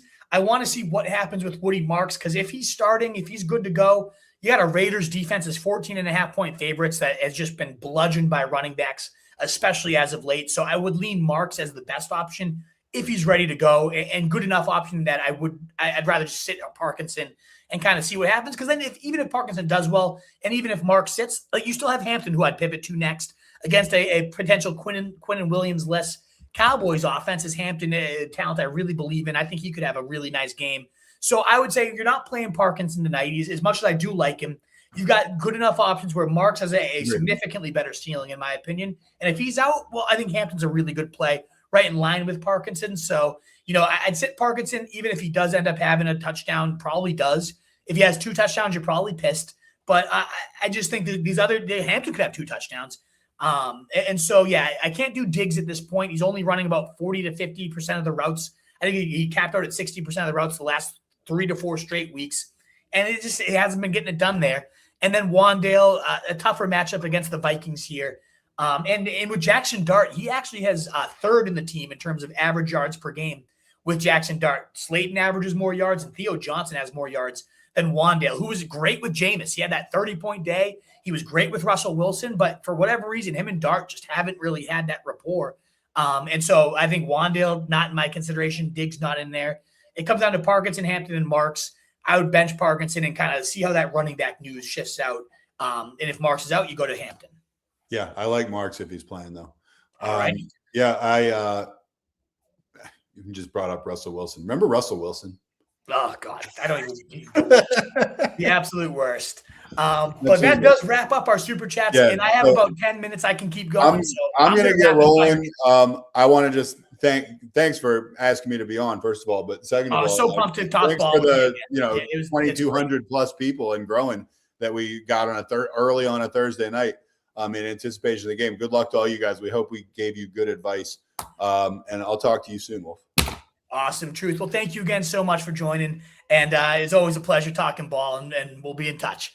All righty, guys. I'm going to go rapid fire mode. Of course, if you do Super Chat, you can cut the line. I'll pause it to make sure you get an answer. I'm going to try to get through as many of these as possible. I'm going to set a 15-minute timer. That would get us at exactly a 2-hour with a little bit extra time here. So I'm going to just do my best to get through as many of these in the next 15 minutes for you. And then I do got to get out of here. But thank you again so much for your generous Super Chats. Thank you so much for having 2,300 of you here live on a Thursday. One last call for a thumbs up on YouTube, a heart on Twitter. It really helps us grow. And, of course, check out rotostreetjournal.com. I have an article on Parkinson. I have an article on Estime, Jawar Jordan. I've been writing off a storm because it is the semifinals. It's all stuff I'm researching for my own teams, and I figure if I'm doing it then, I should share it with you. But I'm going to hit that timer button right now. LFG Droid, let's go. Buckman starting us off here. What's up, man? Running back Dowdle or Jones? I'm going to go Aaron Jones. I'm going to go Saints over Minnesota, and I'm going to go Kincaid over Strange, Buckman. Preelman, I think you super chat that one, so we'll skip that for now. Any changes to the lineup? You got to boil that down, Ross H. I'm sorry, but that's a full lineup, and I don't have time to sift through all that in the midst of a super chat, but please do try to boil that down. I can't tell exactly what I don't think so, though. I think I like at a quick glance exactly how you have it set. But if you do have a specific question you can boil it down to, please ask. Fraser McDonald, not Thursday, sorry, but standard league. No, you don't have to ask the Thursday question. It's all good, Fraser. Do I flex McLaurin, Ladd, Genty, Estime, or Jawar Jordan if Woods doesn't go? Don't really want to start. I don't want to start Genty either. I like McLaurin here. He's been an Eagles killer in the past. He's just getting so much volume from Mariota there. Zayzan, pick 3 PPR. Reed, Watson, Troy Franklin, Myers, Zay Flowers. I'm going to go Reed is my favorite. I like Zay Flowers in that game environment as well. And then I think I'm going to go Troy Franklin, who's back-to-back 20-point days. I don't like that Denver matchup for Myers. What defense do you recommend for this week between Niners, Chargers, Pats, Bucks, Titans? I think I like the Bucks there. Don't love any of them. Picked up the Falcons defense. I think that's solid. I would go Chiefs, though, against Tennessee. And then I'd go Brissett over Burrow, I do think here, Ross H. Pick 2 PPR, Mike Evans, DK Metcalf, or Drake London. I would go Mike Evans for sure, Giuseppe. And I think if Drake plays, I'd probably go him over DK Metcalf. Kamani Vidal, but Metcalf actually gets the Lions. So you know what? We don't have to risk the Drake London. I probably will have him below DK Metcalf just because there's a little bit of risk coming back from injury there if he plays. Kamani Vidal, Chris Rodriguez, Pacheco, or Algier. Don't love any of these, Giuseppe. This is disgusting. Go Audric Estime. Go Jawar Jordan. There's these guys that are out there in 90% of leagues that you should be able to get ahead of these guys. Audric Estime being the one I'd look at first. If it has to be one of these guys, I'd go for a Chris Rodriguez touchdown. If no Swift, pick 2. Oh, God. Algier being the next one. Kincaid out, Strange or Knox. I would go with Strange still, I think. But again, Parkinson being that guy, Buckman, if he's on waivers, go get him and start him tonight.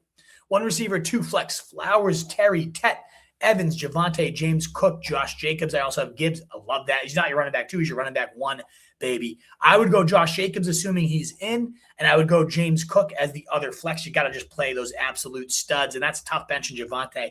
For the wide receiver, I like Mike Evans the most there, Droid. Lamar, Joe Burrow, we talked about that one for you, Droid. Lamar was our quarterback. Arande, Waller, Parkinson, I'm going Parkinson. Giuseppe, Aaron Jones or Estime, I'm going Aaron Jones. Aaron Rodgers or McCarthy, I'm going McCarthy, I think there. Stephen Grease, week 2 of first round, full PPR up by 20. Let's go. Sit 1, Achane, Dowdle, Carter, Hall, Lamb, Waddle, McConkey. I would be sitting, I believe, Dowdle there. Goff or Purdy, I'm going to go with Purdy for that one, Chris. Love that matchup this week. Fantasy title appearance relies on you, Wolfie. Let's go, Chris Thomason. Where do you have Goddard and Parkinson ranked? I have Goddard just ahead of Parkinson, tight end 5 and 7, I believe, is right around that. The rankings are live at roasterjoe.com, though. Everybody check them out. 2,400 of you. Please do. Like, share, and subscribe. People best in the biz. Thank you, Giuseppe, and please do that for your boy. Help me out. Giuseppe Russo. If no Swift, pick 2. Vidal, you already asked that one. And I would go Vidal and I'd go Vidal C-Rod, yeah. Ferguson or Parkinson, I would go with Parkinson, Cole. Welcome back, Truth. I'll make sure he gets that Giuseppe from you. What up? Going Bulldog, Harton on DST. Would you go Chargers, Cowboys, Jags, Broncos? I like the Jags there. Bo Nix hopefully turns into a pumpkin, but he's been cooking. I don't know. That's a tough call, but I'd go Jags, I think. Burrows or May? I'm definitely going May there. Tien Nguyen. Watson or Michael Carter? I'm going to go Michael Carter as the featured back there. Good luck to everyone in the playoffs. So Jawar Jordan, if Woody doesn't play, or Michael Carter. Oh, that gets really close, Tien Nguyen. If Chubb and Woody are out, I would go Jawar, but I don't think that's what we can expect. Cole Lucas, Jake Ferguson or Parkinson? I'm going Parkinson. We buy homes, non-PPR. Start 2 receivers, 2 running backs, and a flex. We got Jettas, Diggs, Igbuka, McLaurin. I'm going McLaurin, and I'm going Jefferson, sadly. If T plays, then I'd go T over Jefferson, but we'll see. And same with Rice, too. If either of those 2 guys play, they're in. But McLaurin, I'd lock it on Saturday and then figure out if those 2 guys are in. And if they're not, you go Jefferson. Running back, Kyron, Gibbs. Come on, you're asking about Gibbs. I already want to skip this question, but I'm going to go Gibbs and Travion Henderson for that one. And then the flex, I would go with Kyron. So, yeah, get Kyron, Gibbs, and Travion in, and then go with those 2 that play the receivers the way we're talking. Parkinson, Bowers, or Pitts? I'd go with Pitts, Tony C. And if London's in, maybe we pivot to Bowers. ETW Burn, Kyron or Swift, and Bowers or Pitts? I would go Kyron, and I would go Pitts, assuming London is out, and I'd go to Bowers probably if not. Will Massey, thinking changing the team to the walking wounded. Which 2 would you flex? Harvey, Marks, Walker, Monungai, Estime? I would go Harvey and Marks if they're in. If Marks is out, I pivot to Estime. Hi, Herbert or Brissett for Jay? I would go with Brissett for sure, even with that juicy Dallas matchup. Willie Massey, would you take a tight end between Warren and Parkinson? I'm going Parkinson, and it sounds like Adams is not playing. He's doubtful. Maybe he gets surprising in, but I'm going to go Parkinson. If Rice is out at Buka or Coker, I'd go with Buka, close there. Huge day for Apex. Hawks play tonight. JSN going against Puka. Big night for you. Best of luck, Apex. This Texas backfield situation scaring me. Do I play Carter in my flex or roll with Marks? If he plays, I'd go Marks if he plays. And I'd pick up Jordan, though, as an upside stash there. GG Fantasy, Rice at 1. Should I start a Saturday guy? Smith, Watson, or wait it out and possibly be stuck with AD Mitchell? It seems like Rice will probably know by then. But I would play Devonta against, because I don't even know if Watson's going to play there. So I would probably just go Devonta there. Corum, Ferg, or Shakir? I would go Corum, I think, there, Eric Hood. GG Fantasy. So people helping each other out. I love to see that. Boys, what's up, Fatty Mateo? Coin flip, Waller, Schultz, Fannin. I like Fannin there, but I don't. A tough matchup against Buffalo, but I like it. Would have been Waller, but with viewers, I don't trust it. Appreciate the in-depth reply. Yes, sir, Jay. Thank you for that super chat. I appreciate that. Walker or Aaron Jones for GG Fantasy? I would go with Aaron Jones, no doubt about it. Not trusting Walker at all tonight. Full PPR, need a receiver and flex. Terry, Evans, Diggs, and Brees. I'm going Terry and Evans there, Fatty Mateo. Blake Corum, I'd go Audric Estime over Corum. I want to make sure my rankings reflect that. Just better shot at being the featured back there. Then we got start 3 here for Arthur. Jacobs, Swift, Michael Carter. Blake Corum, Estime. It's Jacobs, Swift, and Carter. And if Jacobs is out, then you pivot to Estime. West Medford Rail fan. Hey, Medford, what's going on? Lamar Stafford. I'm going to go Lamar. Tough Seahawks defense, tough weather. Let's go for that. 157 missed calls from Brandon Aubrey. Lamar or Stanford. Or I'm guessing you're saying Stafford and Warren or Parkinson. I'm going to go Lamar, and I'm going to go with Parkinson. Thank you again, JJ Niner. Very generous super chats from you. DJ Moore or Parkinson? I'll go DJ Moore with those receivers banged up there. Genty or Aaron Jones? I'm going Aaron Jones with that Giants matchup. Benjamin. DKM or EE?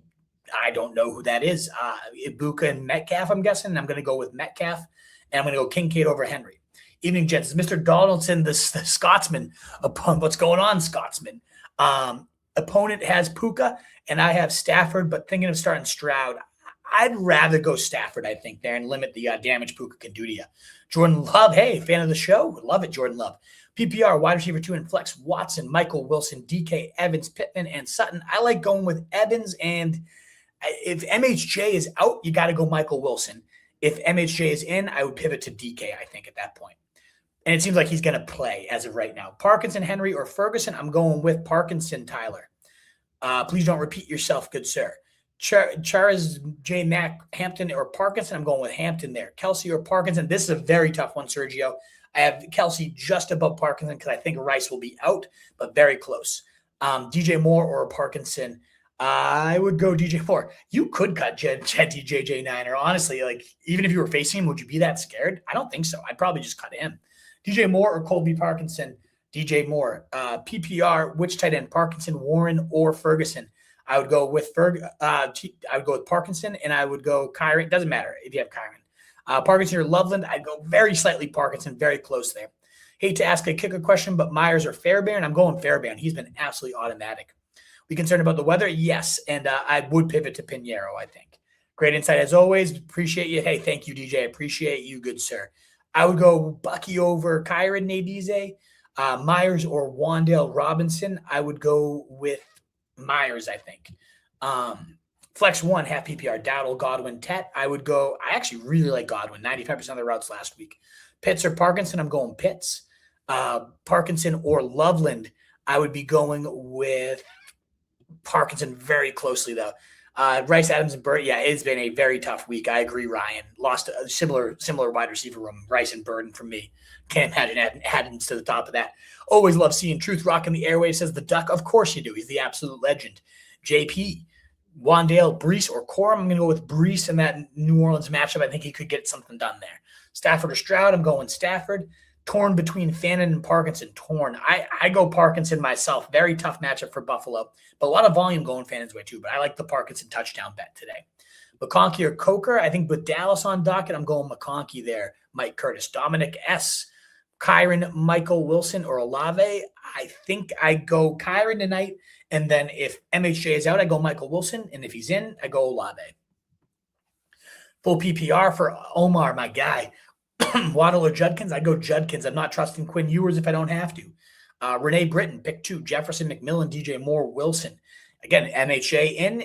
You going I actually kind of like Wilson more than these guys anyways, even if MHJ is in. So I'm going to go Wilson, and I think I'm going to go Tet McMillan for those two. Mark Thomas, PPR, pick 2. You're starting Parkinson, Warren, and Ferguson. Kyron is running back.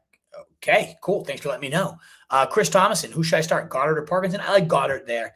Good matchup against Washington. Nix or Love? I'm going Jordan Love, very slightly Mark Thomas. Warren or Colby Parkinson? I would go with Colby Parkinson, Oliver. We already talked about Parkinson a lot tonight, Oliver, so go to the website if you didn't hear that. I have a whole article about him. Rock Parkinson or pick up Loveland? I'd rather go Parkinson, very, very close. Especially because, like what you say, with those guys out, Loveland is a high upside guy. I have him at tight end 8 just behind Parkinson. Hulu, Stafford or Shuck? I would go Stafford. I would go Brees over T-Mac very slightly. Pick 3 for Josh Fakang. Parkinson, T. Higgins, Tet McMillan, Terry McLaurin. I would say T and McLaurin are my favorite, but I don't know if T's going to play. So I'd probably just get Parkinson in there. And then if T's in, great, you play him and McLaurin. And if he's out, then you just pivot to Tet. But I think you get Parkinson in there tonight. Bowers or Parkinson? I'm going Bowers there, Alex. Do I roll Jason Myers with the weather or grab Bates? I'd stick it with Myers there, unless it looks awful, Mob. And make sure you check that pregame and see how it looks. Which 2 running backs should I start in one flex? Kyron, Chase, Javante, and Trevion. I'm going to go Trevion. I don't know if Chase is Chase Brown. I'm assuming it is. So I'm going to go Trevion, Chase, and Kyron as those three. Bob and start 2 running backs, Kyron, Judkins, Warren, Gainwell, Juwan Jennings, and Mike Evans. So the flex. I go Evans slightly over Juwan for the flex. And then for the 2 running backs, I'm going to go Kyron and Judkins very slightly there. Coker or Judkins PPR, I would go with Judkins, I think. And I do like Coker. And that actually wraps us up, which brings us right to the end of the mailbag as the time is going off. Amazing. We made it through the entire mailbag rapid fire style. Thank you so much, guys. Almost 3,000 of you here live for a Thursday show, a new record for sure. We greatly appreciate it. On your way out, if you can, don't mind, you hit the thumbs up button on YouTube, the heart button on Twitter. I would so greatly appreciate it. So awesome to have this many of you here with us. These rankings will be live and updated at rotostreetjournal.com. Best of luck in your fantasy semis. I would go with Scary Terry and Parkinson for that one, by the way. Waffle. But best of luck in your semis. Check out rotostreetjournal.com. Again, hit that thumbs up button, the likes, the shares, the retweets. It is so greatly appreciated. 3,000 of you here. I really appreciate you all. Best of luck. Again, rotostreetjournal.com, which is where all of this content is live. Thank you once again. And again, best of luck in the semis. I'll be live at 8 a.m. on Sunday morning as well. Cannot wait. Let's go, Wolfpack. In a world full of fancy sheep, guys, be the wolf. Later.